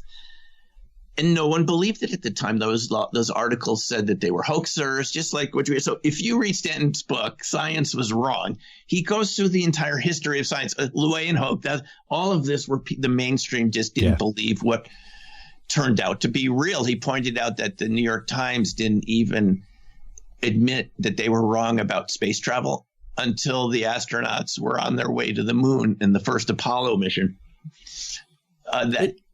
So this is, we know this is true, and you can't help. Stanton had a great argument here. Science has been wrong so many times. It's not always right. Yeah. And it's often wrong. Hey, my son doesn't have Pluto on his planetary chart. Yeah, what happened to Pluto? It's in my astronomy book from high school that's out in the garage. Yeah. What happened to Pluto? Yeah. So, the idea of what's real changes, and it's this ossified bureaucracy that we've all grown up around. And it's rooted itself in science. Yeah, and I think I forgot who gave this response recently. Was it Stanton Friedman or someone else like him who said that science is going to be the big loser when UFOs turn out to be proven to be real, wherever they're from, whether it's multidimensional or ultra-dimensional. Yeah. Hal wrote a paper about the ultra-terrestrial theory. Yep. Some other species, other life on our planet that we actually don't know much about. Yeah. Well, whatever it turns out to be, science is going to be the loser here, because they have been pushing this away for decades unnecessarily. We could have had these discussions honestly without the circus atmosphere of ridicule. Yeah. Yeah. We've had in this country. It hasn't been so bad in other countries. Russia was never anti-UFO. Soviet Union wasn't anti-UFO. China has officially sanctioned UFO research. Yep. I went to the citizen hearing in 2013 in D.C. Remember the citizen hearing? Oh, yeah. I spoke with some of those generals and military officials from Latin America.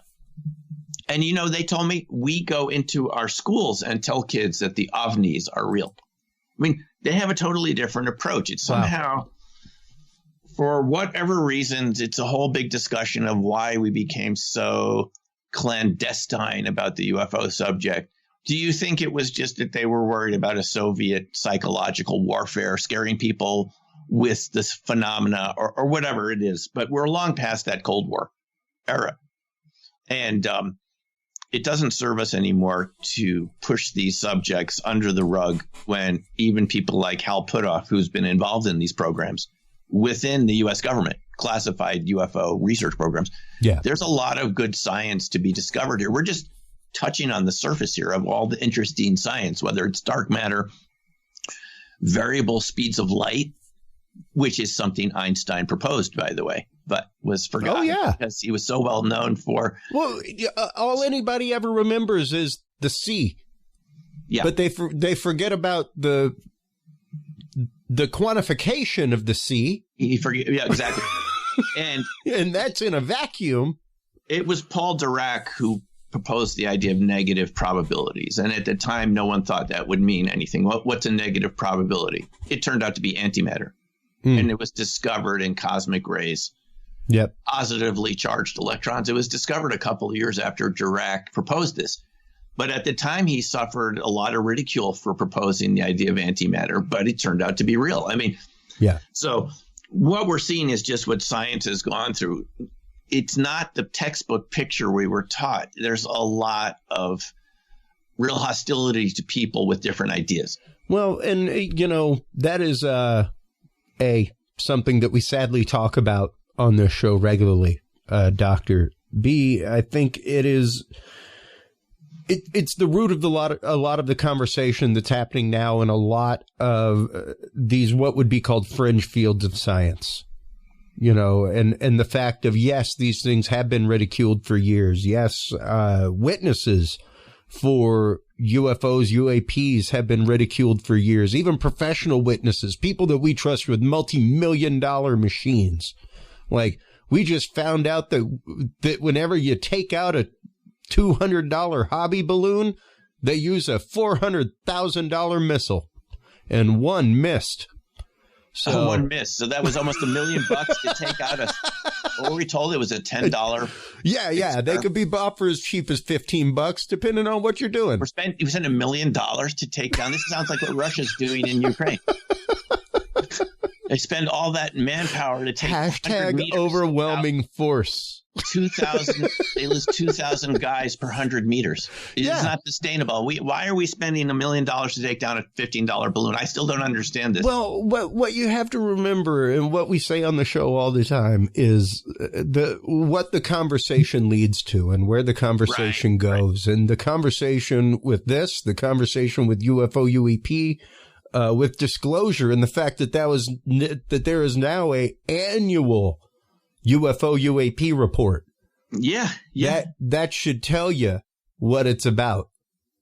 Because they ain't trying to study it once and be done with it. We need to put regular money into this. And we need to remember researchers who got us to this point where we're even having this conversation. What about Mark McCandlish? What happened to Mark McCandlish? He was I heard him talk many times. He was on Chris Ventura's channel, Alternative Propulsion. He was a couple of weeks away from testifying in one of these classified hearings about UAP. And then we're told he takes his own life. I mean, people do this, and I know this is unfortunate, and we wish we could have conversations with people before they do this. But why do researchers like him, why do they disappear like that right before they're supposed to testify in front of Congress? And he was so enthusiastic. Mark loved this topic. So anyway, there's just a lot of researchers who've disappeared over the years. Yeah. You want to see some frightening numbers? Go look at the number of NASA scientists that have died. Like, that's just a disturbing number. It's one of those like, wow, if you did the odds on that, that'd be some creepy odds, man. And nobody would ever want to go be a NASA scientist. So this is just another reason why we need. This is another reason why we need to have a serious discussion about this very soon. One of the people featured in my Black Swan Ghost book, by the way, is a man named Richard Hoover.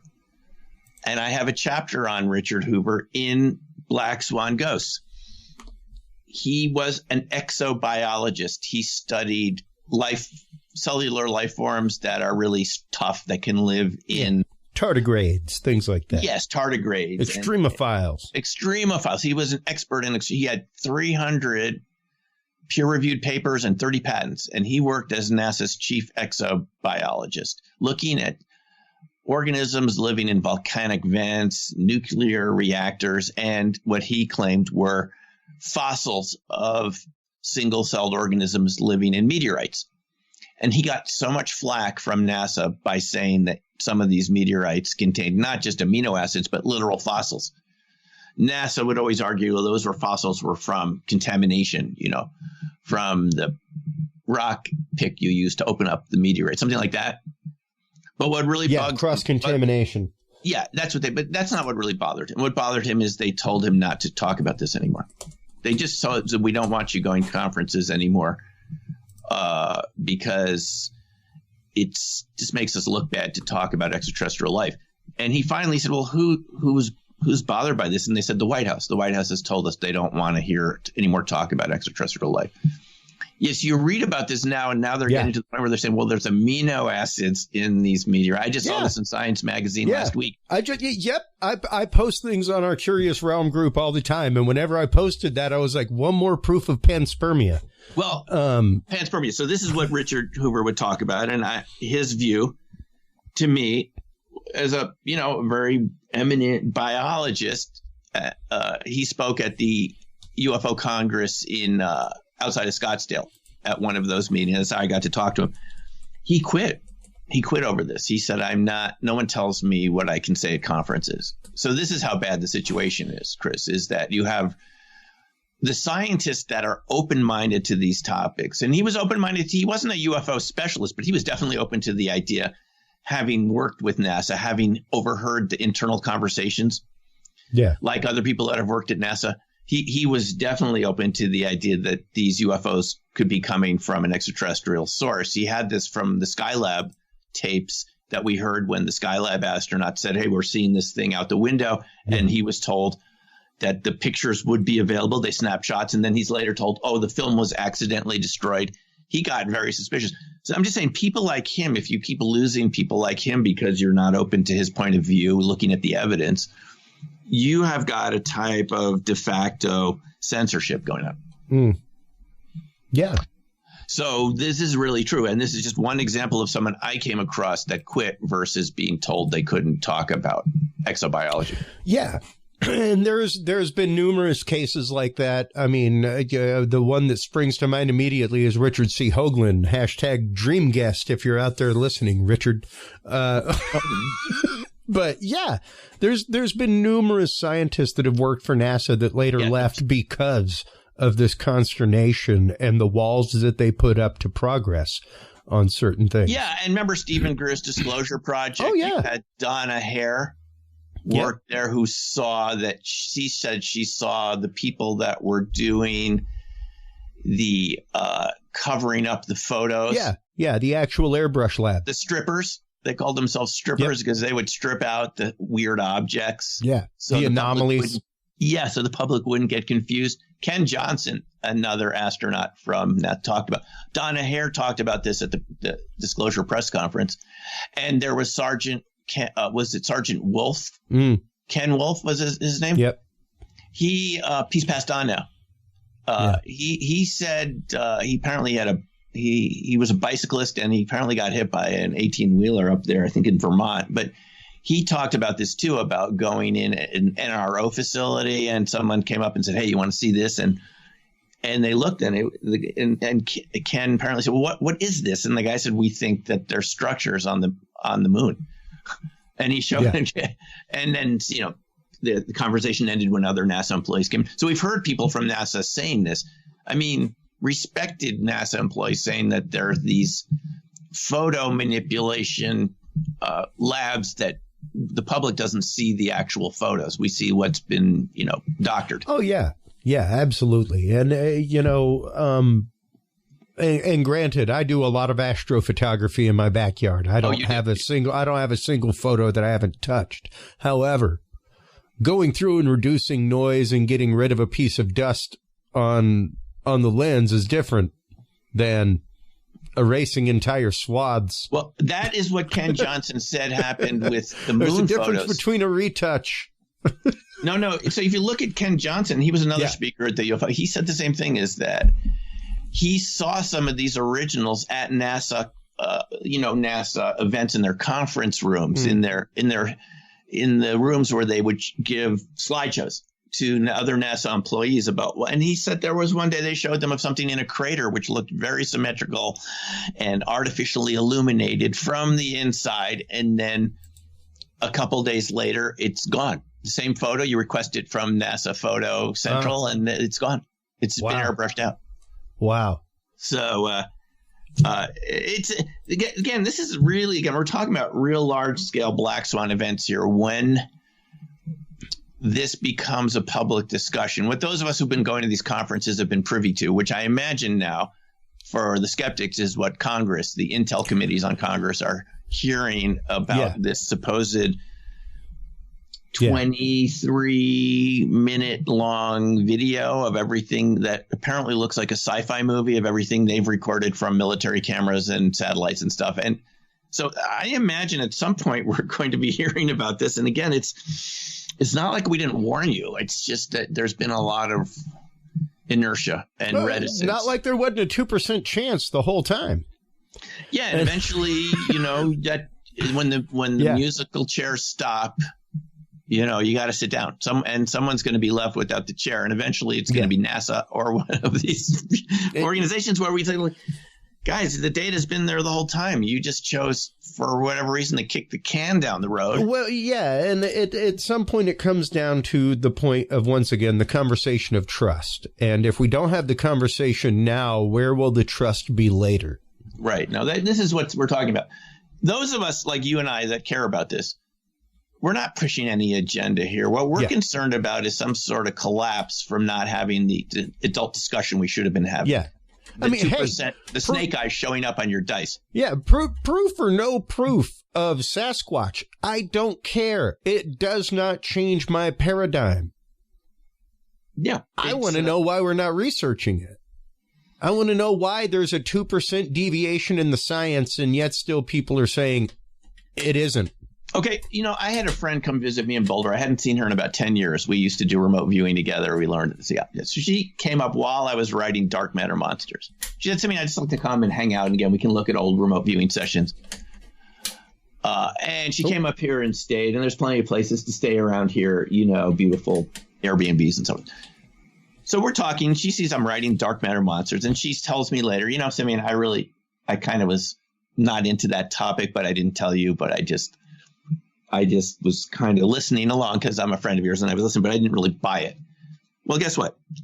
She goes back on the way home. She decides to stop at her family's summer vacation cottage in the hills of Pine Top, Colorado, not too far from Snowflake, where Travis Walton had his encounter, right? That neck of the woods in Arizona. Yeah. Guess what? She sees the tree structures. I had talked about the tree structures. She starts seeing them around the property. She realizes those howling sounds at night were not ordinary animal sounds, that the weird smell of a dog smell around the place was not a wet dog. And then one day she's meditating. She opens her eyes and there's a Sasquatch right out the picture window looking right back at her. Right back at her. Wow. It was 5 or 6 feet tall, squatting. She said when it stood up, that's exactly right. She started seeing those. She had seen them around. You know what she thought these were, Chris? Tree fall. Boy Scouts. Yeah, sure. She had never seen any Boy Scouts, but what is somebody building a temporary structure? Exactly. Yeah. Temporary shelters for Boy Scouts. I had shown her pictures. I said, I haven't seen one of these tree structures. Believe me, I look for them when I'm hiking. I haven't seen them, but same. All of a sudden the pieces of the puzzle came together. She had been a little concerned of that this could be going on, but then she said, "Oh, come on, I don't believe in these things." And she went back up by herself and she opens her eyes and there's one squatting 100 feet from the picture window. And when she said it stood up, it was at least 12 feet tall. Wow. Completely black fur, huge eyes. They've got a pretty intense stare when they're staring at you. Now, and it frightened her so much that they sold the condo. I mean, they didn't want to go back. And so she went from being a skeptic and a friend of mine, but like just a friendly fearful skeptic. Believer. Yeah, to someone that realized that they're out there. So this is what happens with the denial of the evidence. And I'm not blaming people for this. No. I probably was in the same camp a couple of years ago. You could say, well, those tree structures, that's some temporary dwelling of Boy Scouts. And yeah, some hobo passing through. It's a wet dog around the neighborhood that smells like a skunk. And, those howling sounds, that's some sort of, well, I don't know. It's just it's a coyote. You can rationalize it all the way until one day they're looking at you through the picture window. It's what happened to her. And she, by the way, she gave me permission to talk about this, but to share that story. But she went from being just a friendly skeptic to someone that ran. I mean, Chris, she ran out of the sold a home, man. Like, that's a process. That's a process. That's a process. You are committed with your decision that you saw something out that window when you decide to sell a home. Let me tell you about the 2% here. She was so frightened by seeing the Sasquatch looking at her. Wow. She didn't even take her laptop. She didn't lock the doors or turn the lights out. She headed for the garage, and she said she went 60 miles an hour out of the garage. This is what we're talking about. Wow. Wow. This is what happens when you don't have adult conversations. Even the Native Americans would talk about the Sasquatch. They didn't really know what they were either, but they at least said they have respect for them, just like avoid them. Yeah. Like, don't make eye contact. Don't make a lot of noise at night. Just leave them alone. They'll leave you alone. Yeah. That was generally the Native American attitude for the most part, with some variation on that. But because we haven't talked about it, and they're looking at you 100 feet away. They're 12 feet tall. Okay. Massive, like a linebacker with fur. In a fur coat or something. This is can you imagine not taking your laptop? I mean, this is how frightened she was. Leaving all your personals behind and just grabbing keys and leaving. I heard from her a week ago or so. She said she just took her first hike again outdoors. She didn't hike for a year. Wow. So this is how serious this is, and this is going to happen to us with the UFO phenomenon. We don't come to terms with what we're dealing with here. A lot of people are going to be in her situation where they, even being friendly skeptics or maybe not so friendly, and it's going to be right there in front of you. It's going to be hovering over your house, or whatever you're going to encounter. So I just say, let's start the conversation now rather than have a panic later, which leads to some sort of social collapse. Hold on. There you go. Enough said. Chris, we're going to continue this conversation another time. It's been amazing. Really I want to thank you for your time. I want to get in more detail about any of these. I have so much evidence. This all started for me with remote viewing, which we didn't talk about, but we can go through that. We can go through crop circles, how it led to the UFOs, and finally to something I never would have thought I would have believed in, cryptids, which believe me, I know they're real now. I know they're real, but even a couple of years ago, I would have thought, are you serious? No, it's serious. Believe me, I've spoken to enough people who've witnessed it, just like my friend from Arizona. It's serious when you encounter them on a trail or something. I'm about to interview another witness tomorrow that actually had their car damaged by boulders that the thing threw at them. So you don't think there's evidence? There's evidence. There's evidence. You are actively appearing in some upcoming material. Tell us a little bit about that before you go, and then we will, of course, have time for shameless self-promotion, Doctor. Yes. Well, first of all, thanks for a great interview, and you're very knowledgeable about these topics, which people like me always appreciate when the host knows something, and you know a lot about this. Thank you. So about a year ago, I came across this movie called A Flash of Beauty, Bigfoot Revealed, and I watched it with my girlfriend, and we thought it was really good. We liked the drone photography, and we especially enjoyed the psychiatrist towards the end, who said that not only will you have PTSD from an encounter, you could with a Sasquatch, because again, it's different physics. You're not ready for this. Your conscious mind rationalizes it. But they said you may not even remember your encounters, which was incredible thing to think about, that you won't remember it. You'll have missing time, which I know people who have missing time in the woods. Maybe this is what happened to them. I don't know. They don't remember anything. All they know is a couple hours are gone. But the producers of this film found out about my book, Dark Matter Monsters. And they contacted me. And so I'm going to be actually in the sequel to A Flash of Beauty. Awesome. Called A Flash. I'm told the working title is A Flash of Beauty, the Paranormal Bigfoot, which is what Dark Matter Monsters is all about. Is why paranormal is real. Why we were talking about it, permittivity and dark matter, and fractal electromagnetic arrangements and so forth. This is all the science behind it.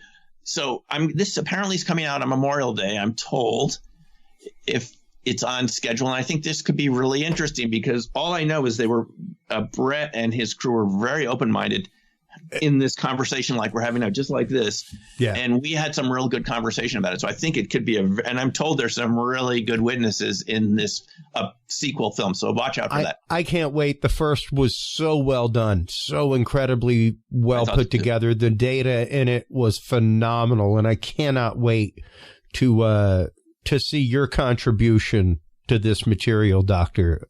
Thank you so much for your time once again. I'd love to have you on again and again and again. Please do hold the line while we close things out here in this segment and head on out to commercial.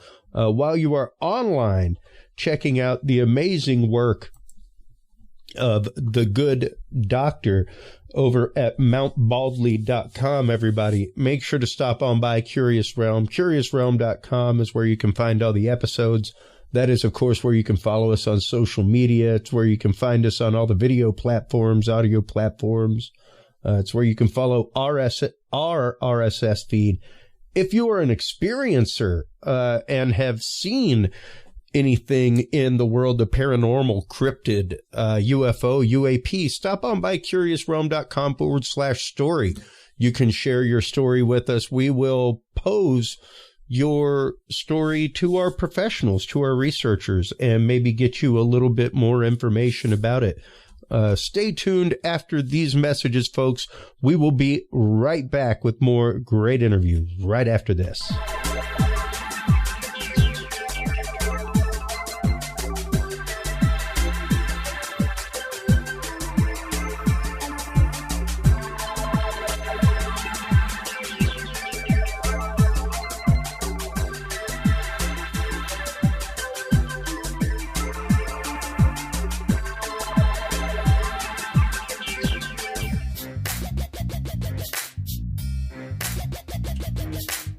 With the rise in attention to the health benefits of cannabis and cannabinoids, including CBD, True Hemp Science has become one of the premier providers of full-spectrum CBD and CBD-related products.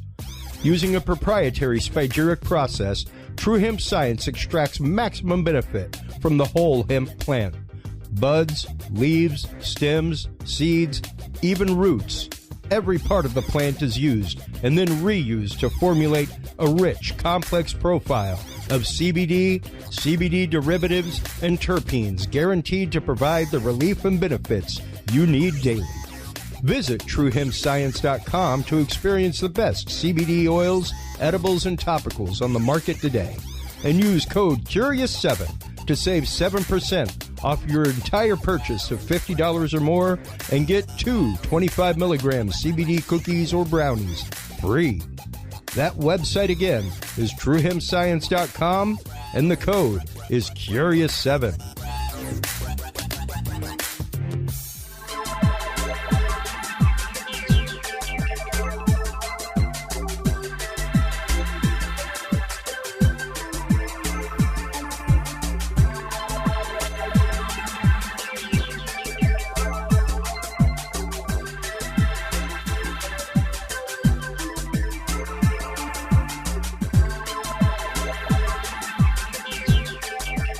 The Curious Realm podcast is your source for the latest and greatest news and events in the world of the paranormal, esoteric, and forbidden knowledge. And there's no better way to spark the conversation than with items from the Curious Realm store. Choose from fan favorites like hoodies, mouse pads, coffee mugs, and more. Buy books and items from your favorite Curious Realm guests. Get your hands on the latest gear for paranormal investigations and experiments we discuss on the show. Open your web browser and stop on by the Curious Realm store at curiousrealm.com/store to buy the latest Curious Realm wear and out-of-this-world gifts for yourself, your family, or a mind that you want to open. That website again is curiousrealm.com/store.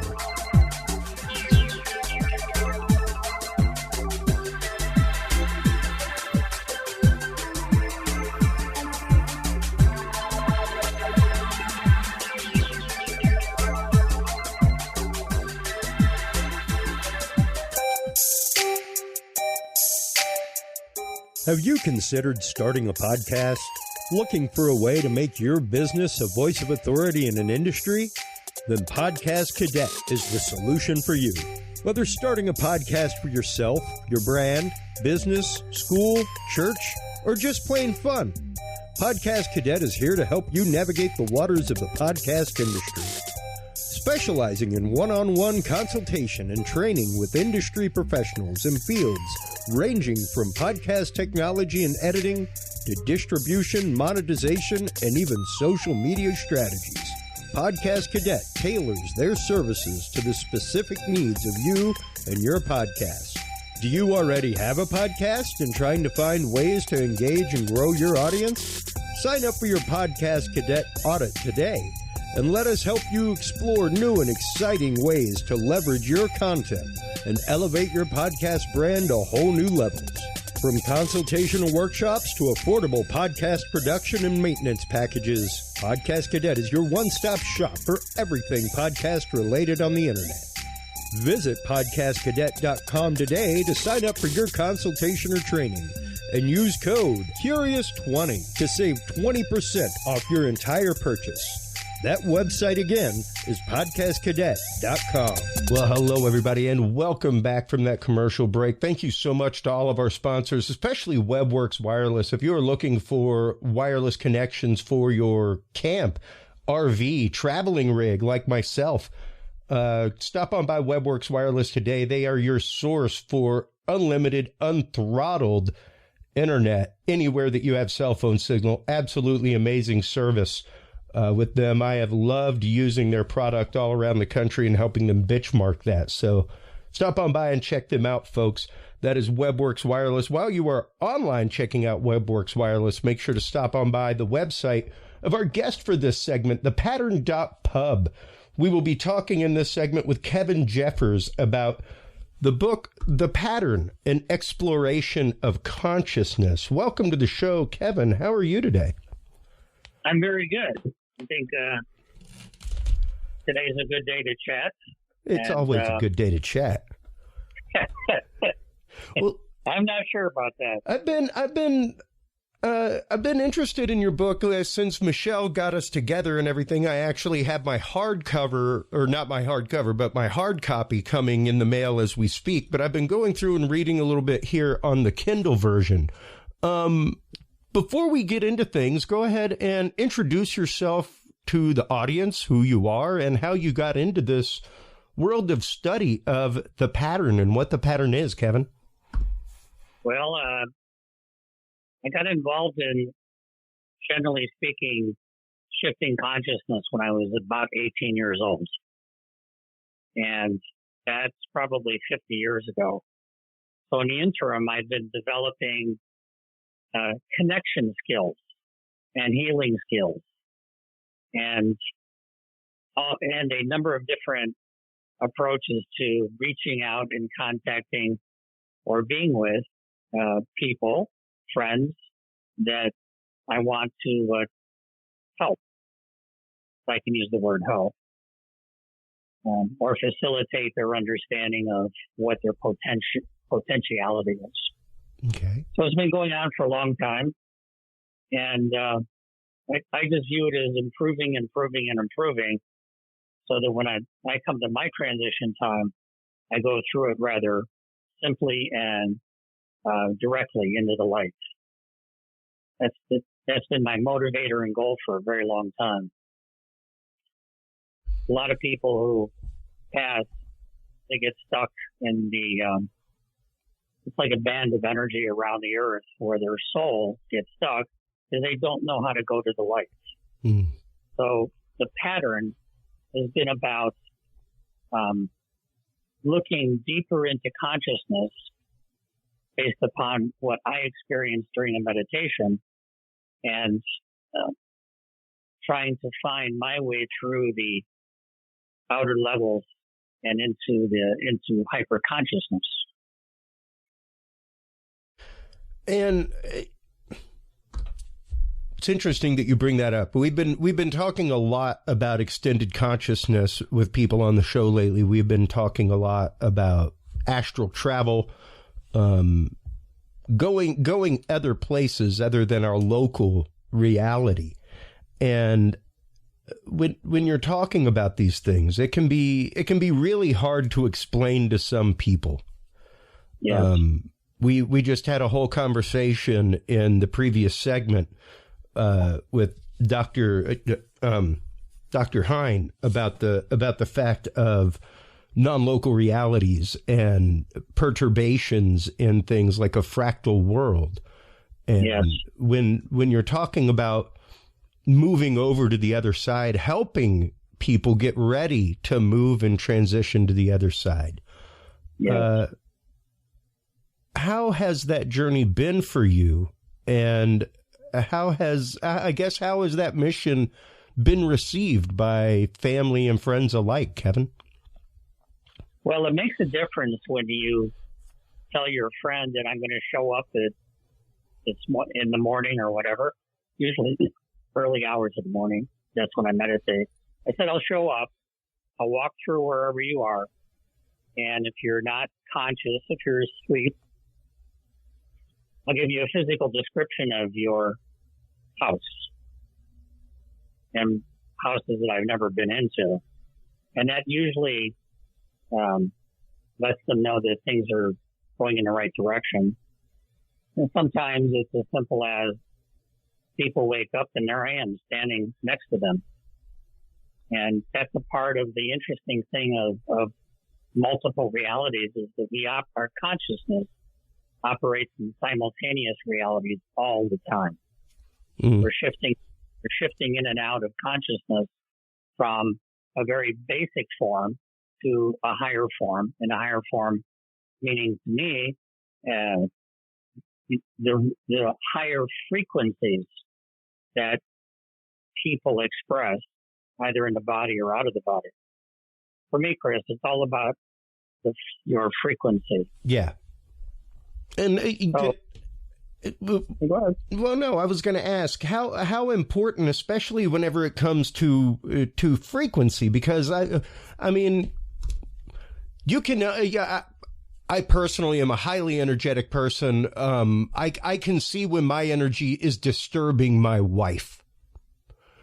Unintentionally and utterly unintentionally. But sure. You have to be aware that, and I say it on the show all the time, we are all responsible for the vibration that we drag into the room with us. Yes. It's no different than having the conversation on the way to the table. You've pretty much come to the table with your mind made up at that point. And I guess my question here is, how important is acceptance to being able to move on, to being able to be a part of this frequency that you're talking about, Kevin? Well, the key to that for me is intention. How energetic, how directed, how clear is your intention that you want to do a certain thing? If you don't have an intention, say you just sit down in your chair and go into meditative posture and you reach inside, you're pretty much going to get a flat response. Okay. Because you've not molded, you've not created the intention to reach out of yourself. And it's not an easy thing. Some people are born with it. Some people are not. Some people develop it just during the events of their life. And I found that it's directly related to the energetic intent. How well can you shape and create your intent? And that's something probably you learn over time, which I have been learning over time. Yeah, and that is, of course, a topic that we talk about regularly on the show, the concept of manifestation and being able, because, I mean, some people, God bless them, Kevin, they go their whole life and don't realize that, you know, you could change probably about 70% of those woes on a dime if you chose to basically submit into the system of what you call the pattern, what I call just the universe in general. And it's not a zero-sum system. It's not not a zero-sum, but not a zero-return system. You know, the pattern in my mind was put in place a long time ago by what I call the originators. They're the originators of consciousness on the planet. The pattern is the underlying structure of self-consciousness as created and placed by the originators of all different forms of consciousness resident in our galaxy. To give an example of that. Please. Okay. Whales. You hear a lot about whales. Well, I didn't really think that whales were something other than large mammals that swam in the water until one time I came in contact with a whale. And their communication is their singing. And that was life-changing for me in terms of seeing consciousness in all other forms. And then as I got older and I reached out, I could see consciousness to some degree, to some level, in all things. And that brought me to the concept of we're all interrelated. We're interrelated energetically. Yeah, absolutely. And you know, that was exactly a lot of the conversation with our previous guest on this exact episode, is the fact of we are all related energetically, whether you choose to be or not. I mean, just by sheer physics alone, we are related energetically. The example I give on the show regularly, Kevin, is you and I right now, despite distance apart, are sharing an electron shell. Yes. You know, all of because this we have and we always will too. Yeah. Precisely, because that energy can't dissipate. It can change form, but it can't be technically destroyed. Consciousness is not hemmed in by time or space. Yeah. You can be existing within a past life or your own life in the past and the future, because it's all happening simultaneously. And consciousness is an integral part of the universe, and it is not open to dissolution or death or cessation. Consciousness is forever. There's no limit to the expression of your consciousness until you get to the point where, okay, I've been on the earth a long time, many people, hundreds of thousands of years, as strange as that sounds. Eventually, people get unstuck from the wants and needs and desires of their everyday life and seek something more. Yeah. And you know, people seek these things in different ways, Kevin. A lot of people, church is what works for them. And, you know, unfortunately, a lot of people also close minds off, not just because of church, but otherwise as well. Even those in the esoteric world, paranormal world, they will definitely close their mind to somebody of church faith and church belief. And to me, I guess, as somebody who started off in college in the Catholic Church as a seminarian, moving on into my world of youth ministry, and now not even being involved in any of that. I choose to see things in the light of whatever works for you. I'd love to say that those 300 people in a mass on Sunday morning are doing it wrong. As long as they are getting something out of it and bettering themselves and coming closer to the capital U universe and truth that we know, I don't think they're doing it wrong at all. They may not be as enlightened as the other. They may not be able to manifest things in their life in a magical way yet, or ever at all. But that doesn't mean that they aren't spiritually happy. and fulfilled. From my experience, Chris, spirit, which is that ephemeral form of consciousness that overlooks our life, is not judgmental. Yeah. Whatever you do is integrated into the pattern, the greater pattern, and the intimate pattern, which is your life. So if you focus on church and prayers and pleading, that's okay. Because you're learning how to reach out and connect. The people that close their minds are living in a box. They cannot get out of the box. Their paradigm, their frame of reference in their reality is within the confines of that box. Those are the people that distress me because they're missing their life. Mm. When I look at people from an energetic point of view during a healing process, it's clear what the imprints of those beliefs are. Yeah.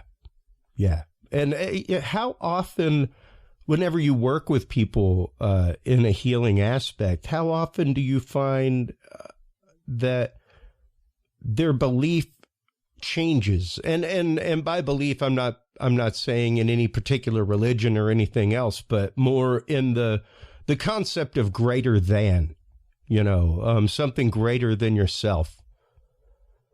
Well, in the healing process, I move into their energetic field only with their permission. I won't go near anyone's energetic field without, okay, Kevin, I'm all right with this. So I move into their energetic field and you see all the layers of reality that they're experiencing at this moment in time. Their past, their present, their potentiality for the future. So it's within that frame that I can do something like tickle their consciousness, have them experience fully the moment in time that they're experiencing it. And that's very important for the healing process. The healing does not occur. A lot of people don't stand behind this, but healing does not occur unless it's in concurrence with your spirit. Mm. Your spirit might think, well, Kevin has to learn a few more things about pain or life disruption. We'll continue this until we can get to the point where he can lift out of that need and wants for that experience. Yeah.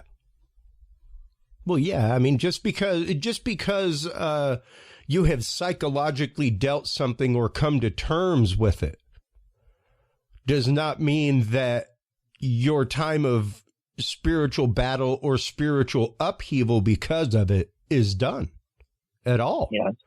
And I run across own life all the time. Yeah. I things that I just don't know what I'm experiencing. Yeah. And I have to go back until I get a better shape of what I'm experiencing. But initially, I might not know what the heck is going on. Oh, yeah. And that's disruptive to me because it kind of puts a little twist in my reality. Is this real? Is it not real? Is this your imagination? Is this your emotion? Are your emotions creating events and circumstances? So it's a discerning process of sorting through everything that you experience. And a lot of that, I think, comes just down to maturity and where your head is at in your heart. Well, and personal and real examination, raw examination, being able and willing to pull no punches with yourself and accept responsibility even for what you've taken part in, even for harboring this and giving it safe harbor, When these occur, you have to step into them. Yeah. You have to be like a boxer, or that's my best analogy. But yeah. You have to step into the event or the experience, or if you step back, you just create distance. Oh, yeah. Yeah. But stepping forward, and really, things changed for me when I became brutally honest with myself. Yep. Something happened, some event, I said something, people reacted. The brutality of truth must be embraced and to experience higher degrees of consciousness. You have to tell yourself the truth all the time, whether you like it or not. Well, it makes you yeah, and once again, being responsible for your own energy and what you're bringing in somewhere. If you aren't responsible and accountable for your actions, for what you do, for even for the fact of like, wow, I'm in this situation because of me right now. You're never going to be able to fix that, and you're never going to be able to stop it next time it happens, or even recognize it possibly. What I see is every time we deny who we are, yeah, we create layers of unavailability to spirit. Yeah. Spirit knows that we want to lift our consciousness into participation of the spiritual world. That's who we are. That's how we're made. That's the frame of the pattern. The pattern is the teacher. Pattern is the tool that we use and spirit uses to what I call uplift. We need to uplift our consciousness to include all forms of life and realities, at the same time being absolutely truthful with ourselves. There's no one that's going to really respond to you in a meaningful way if you're just talking, or you're talking from beliefs, or you're not talking from your experience. Yeah. Yeah. How important is it, especially with the pattern, to, I guess, be ready to accept not necessarily the responsibility for things, but being open to seeing, I guess, the insanity of ourselves and our want to be comfortable in a pattern, in a pattern in the opposite way, whether it be a pattern of addiction, a pattern of abuse, what have you. Those are all things that we relinquish our consent to. We put our consent into a system to be a part of that. Is the pattern passive and people are just missing out on it? Or is it an active conscious choice that you have to make, like Fight Club? You choose your level of involvement. Well, it's my personal experience that this becomes more real when people read the book that I wrote, because my descriptions, as we're doing right now, fall somewhat short of the impact and reality of how we are intertwined with spirit in consciousness. There's no end of the road for us. It just continues and continues and continues until we're tired of it. We don't need it. We lift ourselves out. Going back to what you said before, pursuing your beliefs creates a sense of delusion. You cannot see the clarity of spirit if you're telling yourself stories. Yeah. And the stories are, well, God is real. The devil is real. Well, in fact, there's no devil. There's the devil in our consciousness, and there's the God in our consciousness.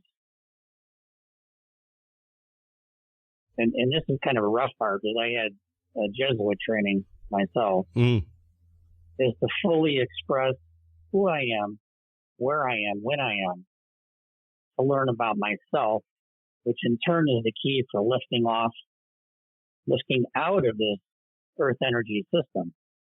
The Tibetans have an interesting thing in the Book of the Dead about how we enter into a period or a place of delusion, of Maya, of images, of thoughts that stand between us and the experience of spirit.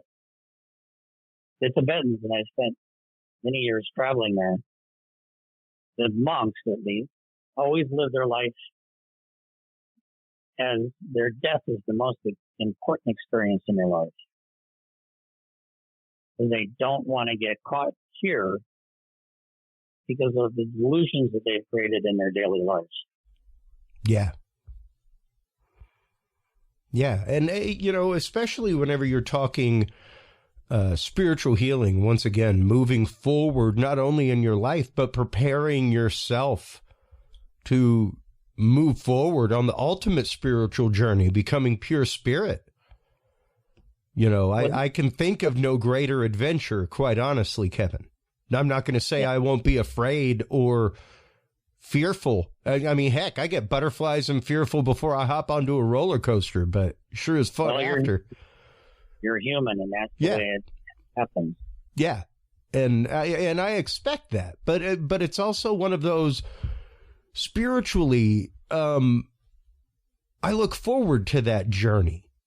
I look forward to being one with knowledge and being able to influence the universe in a grander way than I can in this, as Augustine would say, sinful flesh sack. You know, it's strange because not everybody is comfortable talking about something like this, Kevin. Because a lot of what you're saying, especially with the pattern, is once again in preparation to meet the light. Yeah. The problem with avoiding everything is that one day you will encounter that. Yeah. That's the way it's made. We are born, we live, and we die. So being afraid of death, to me, doesn't make a lot of sense because I'm going there anyhow. Yeah. Yeah. It doesn't matter what or think or write about. I will be heading someday into death and release from the physical body. So how do I prepare my soul to move into the light if I'm still operating under the delusion of life? It won't happen. It's eventually people get stuck because they just don't know where to go. And that's a function of physical health, mental delusion, chemicals, violent death, accidental death. They're so shocking that people don't know how to proceed. But generally, family members come and embrace them and pull them into the light. But there's always that percentage, even 3 to 5% over the years, is hundreds of millions of people who have not released themselves from the earth. That's why when I chat with people, the idea of ghosts are so real. They say, I feel something. I said, yes, the earth energy system is crammed full of people that need to be released, helped in their release in their journey into the light. And once again, not a comfortable conversation for most people, Kevin. Never, Chris, never. Just talking death makes people nuts. And Let's talk about it. Well, what I'd like to talk about is, I guess, the conversation with the lost spirits, the ones that have been left behind, that haven't, I guess, as the Tibetans would say, dealt with the karma in their life, whatever baggage they left laying behind, or whatever baggage they were dragging behind with them. They haven't been able to leave that in order to move on and become part of that light. So how does that conversation begin for you, Kevin? I did the soul retrieval exercise for many, many years. And then I started moving out of my locale and into different areas. And eventually I ran across war. Example, Syria, where bombing of buildings and now in Ukraine are killing a lot of children. And say you're 5 years old and suddenly everything goes dark. And then you realize that you're not contained by your body anymore. But that's almost useless data because you don't know what you're experiencing. So as a youngster who experiences sudden and violent death by war in particular, other situations, but that's the one we can wrap our head around. Yeah.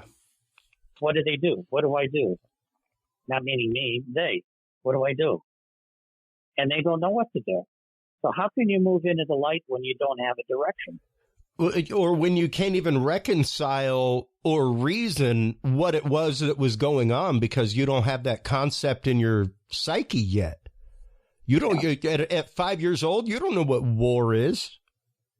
You don't know anything except for eating, Wow. sleep, and ultimately pain. There is no direct path to the light for younger people. So sometimes the family members that have passed on come back and retrieve them, which is great. And sometimes they just don't know where to go.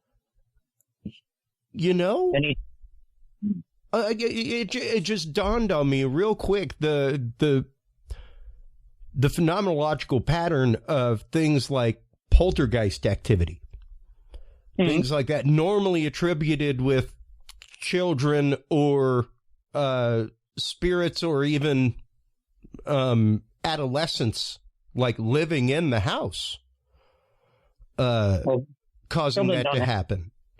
Adults have. And children are open to the experiences of spirit.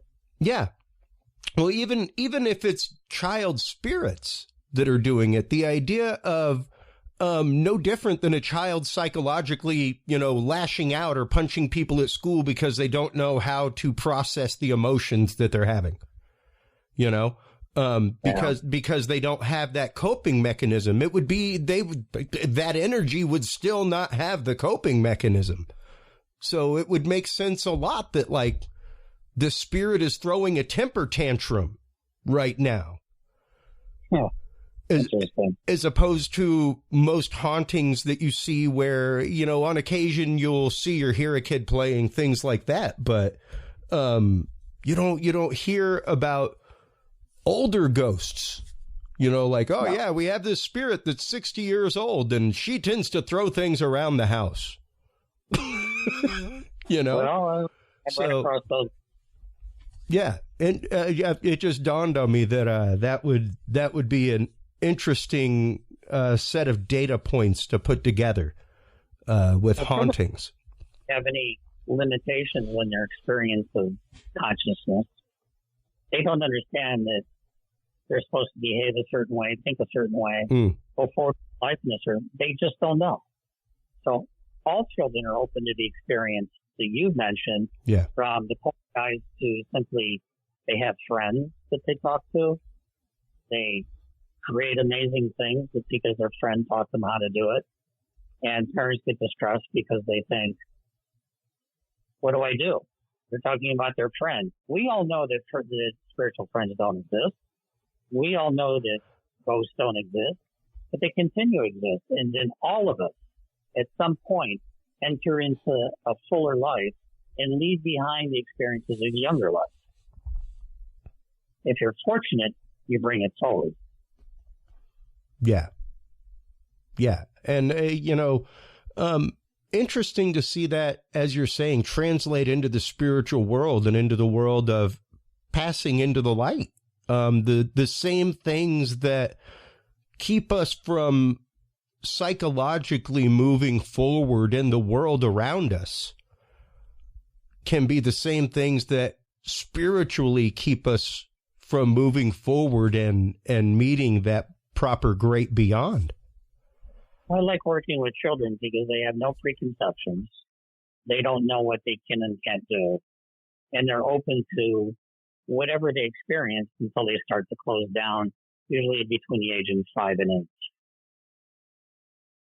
So I like to focus on recovering children because children have really not made the linkage between life and death, living in cessation, what is right, what is wrong. Well, maybe they have some sense of what is right and wrong because mom and dad taught them what's wrong, right and wrong, but they just don't know. Children don't know. And also older people, much older people, don't know. I don't know what your experiences are, but many older people, when they're dying, their consciousness is barely present. Yeah. Yeah. But on the other hand, then they have periods of cognition. They have periods of becoming awakened spirits. But mostly they don't know.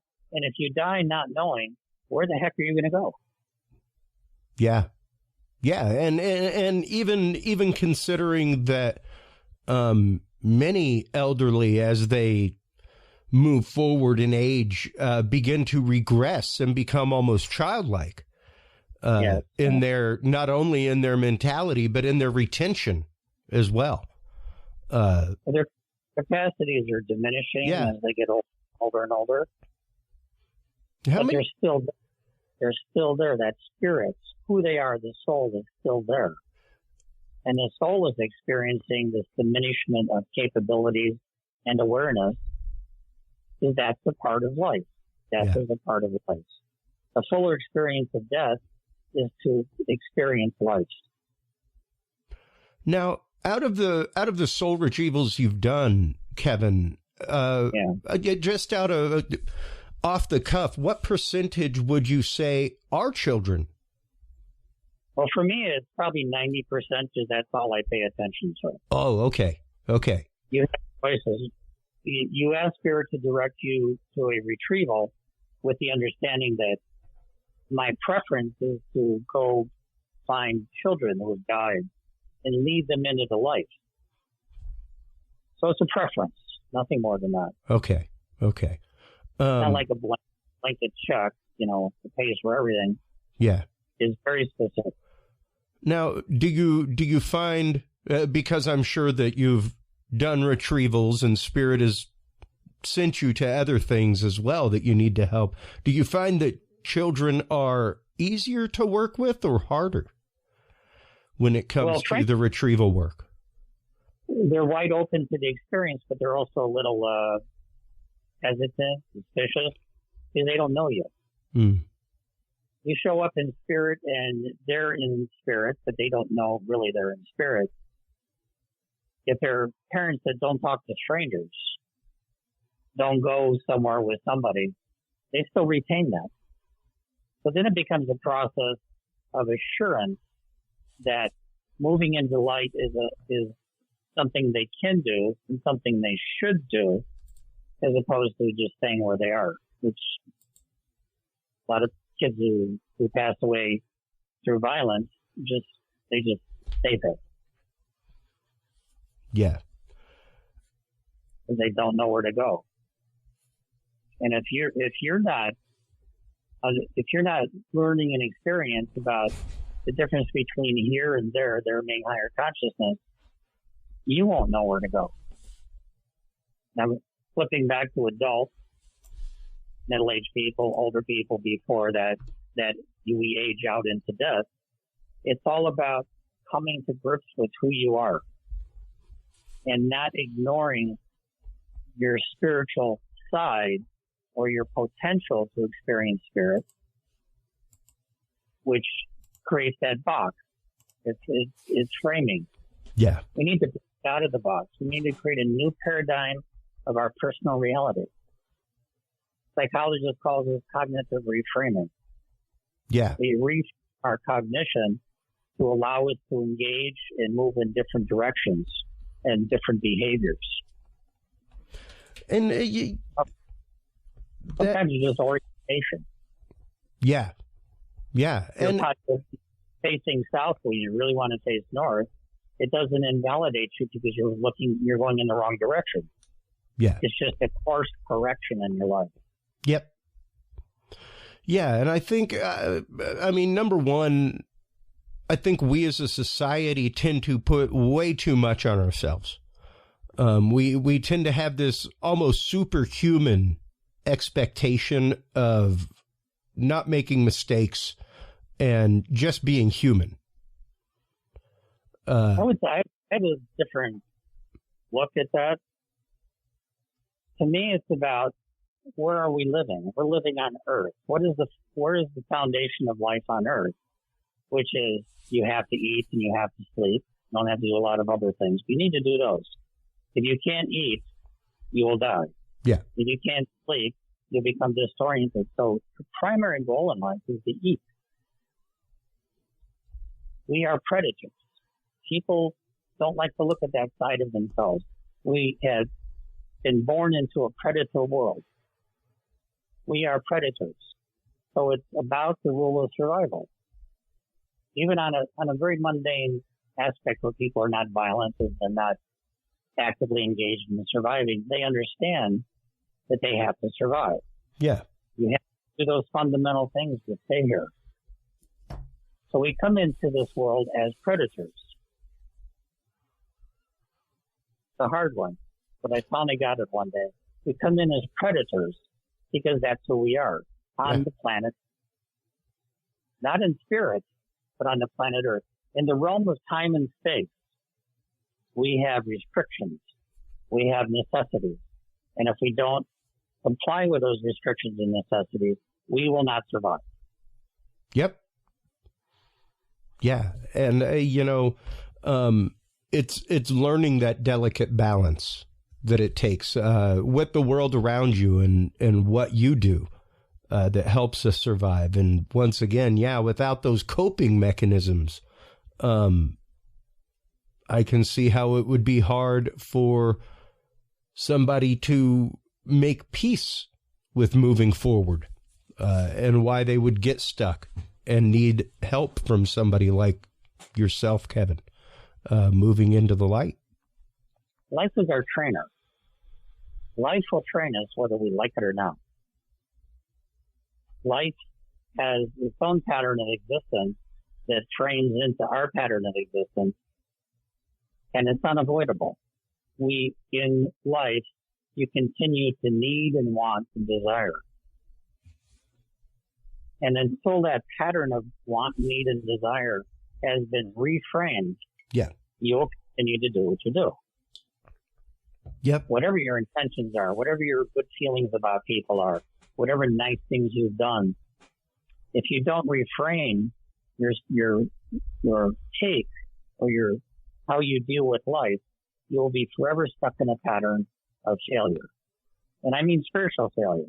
Oh, yeah. And that's a hard thing to say, spiritual failure. So then you die, you go learn more, you go to the light for a reason. And a lot of it's retraining, healing, taking a look at who you truly are, and then coming back, if you so choose to come back, and experiencing those things again. And that's karma. That's the brutal fact of karma. We become what we are. We become what our decisions are or how we behave. Yeah. It's a self-fulfilling prophecy. And you're not released from karma unless you achieve a state of unity with spirit that I call grace.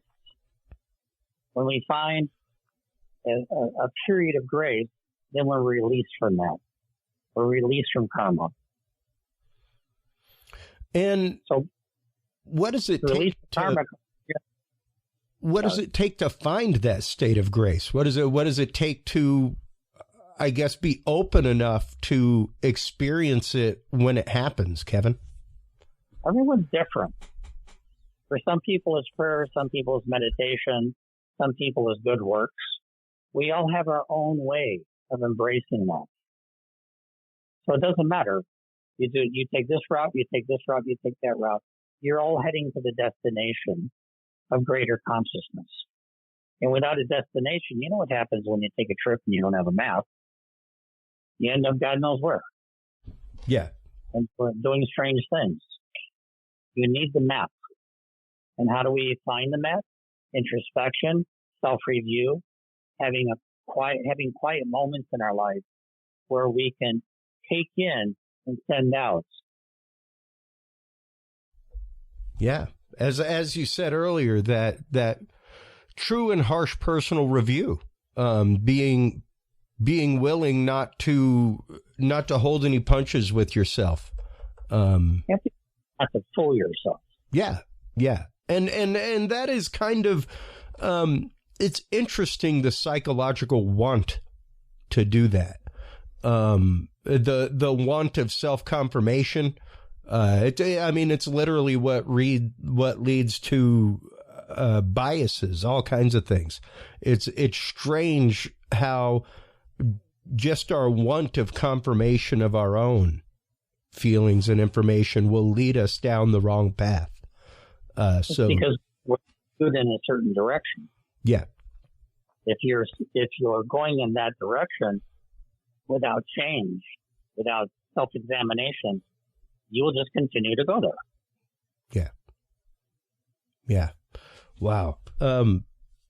Kevin, I want to thank you for your time today. This has been a fantastic conversation. I'd love to have you on again to explore these things and explore stuff deeper. Let everybody know. I mean, I've been popping up your website, things like that, but let everybody know where they can go to follow you, to keep up with everything on the pattern, where they can go to contact you for help.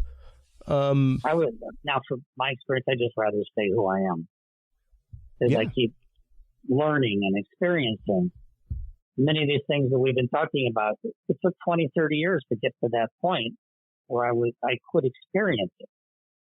The pattern, the actual manifestation of the pattern is less than 10 years old. That happened one day when I was meditating in my favorite meditation chair, 2, 3 o'clock in the morning. That's okay. I don't need sleep. When I experienced full impact, head-on collision with the pattern. And it became emotionally embedded in me. I could not talk about it for months. And when it came time to talk about it in a book, I almost felt physically ill because the experience was so intimate, so personal, and so special to me. And I don't know if I really should have felt that way about it. I don't know. Is that describing it became a great difficulty for me, writing about it. I had to call up people I knew that have known me for years and say, well, what do you think about this? What do you think about that? And so after I did a lengthy period of self-checking, I just said the heck with it.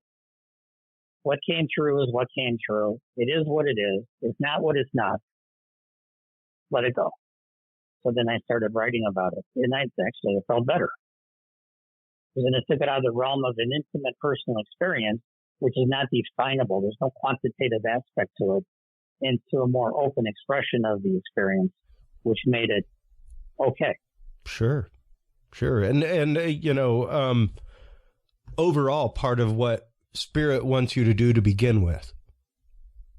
That's what we're here for. Yeah. That's the core of it. We are here to go. We are here to leave. And how long we're here until we leave, it's up to us. Some people go fast and some people go pretty darn slow. Yeah, absolutely. Well, once again, Kevin. I prefer to speed it up, Chris. And I'm the same way. I try to give people as many tools as they can and as many facets to the jewel of reality that is out there. That is one reason why I wanted to chat with you after Michelle proffered you up as a guest and I went and got your book. I was like, wow, this is really fascinating because it is something that we talk about regularly on this show, but not in the concept of how it relates to the afterlife. And how it relates to becoming one with the light. So very important conversations. And once again, I would love to have you on again and again to crack this nut a little bit more and dig deeper into this topic, Kevin. Well, choose a topic and I'll be happy to talk about it. Absolutely. Thank you so much for your time today. Please do hold the line while we close things out. While you are online, checking out everything from Kevin Jeffers over at thepattern.pub. Make sure to stop on by Curious Realm. That is where you can find all of the episodes. That is where you can follow us on social media. That is where you can visit the store and find all of not only our merchandise, but books from our guests. Like The Pattern, all you do is click the book. It'll take you straight to the store to purchase it. So thank you so much, everybody, for tuning in every week. Thank you so much for your continued support.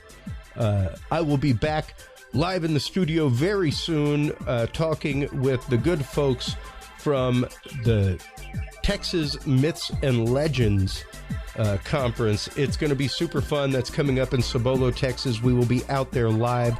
So looking forward to that. Until next time, folks, take care of yourselves, take care of each other, and remember, stay curious. We'll talk to you soon.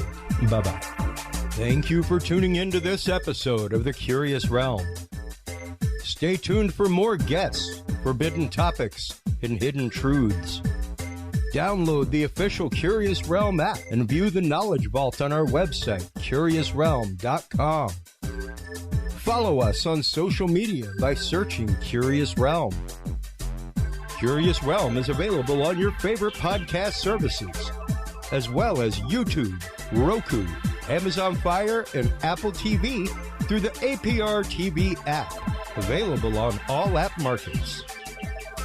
Curious Realm is a proud member of the HC Universal Network family of podcasts. For more great content or to become a sponsor of Curious Realm or other podcasts, visit hcuniversalnetwork.com today. Thanks for listening. Stay curious. And remember, the other side is always watching.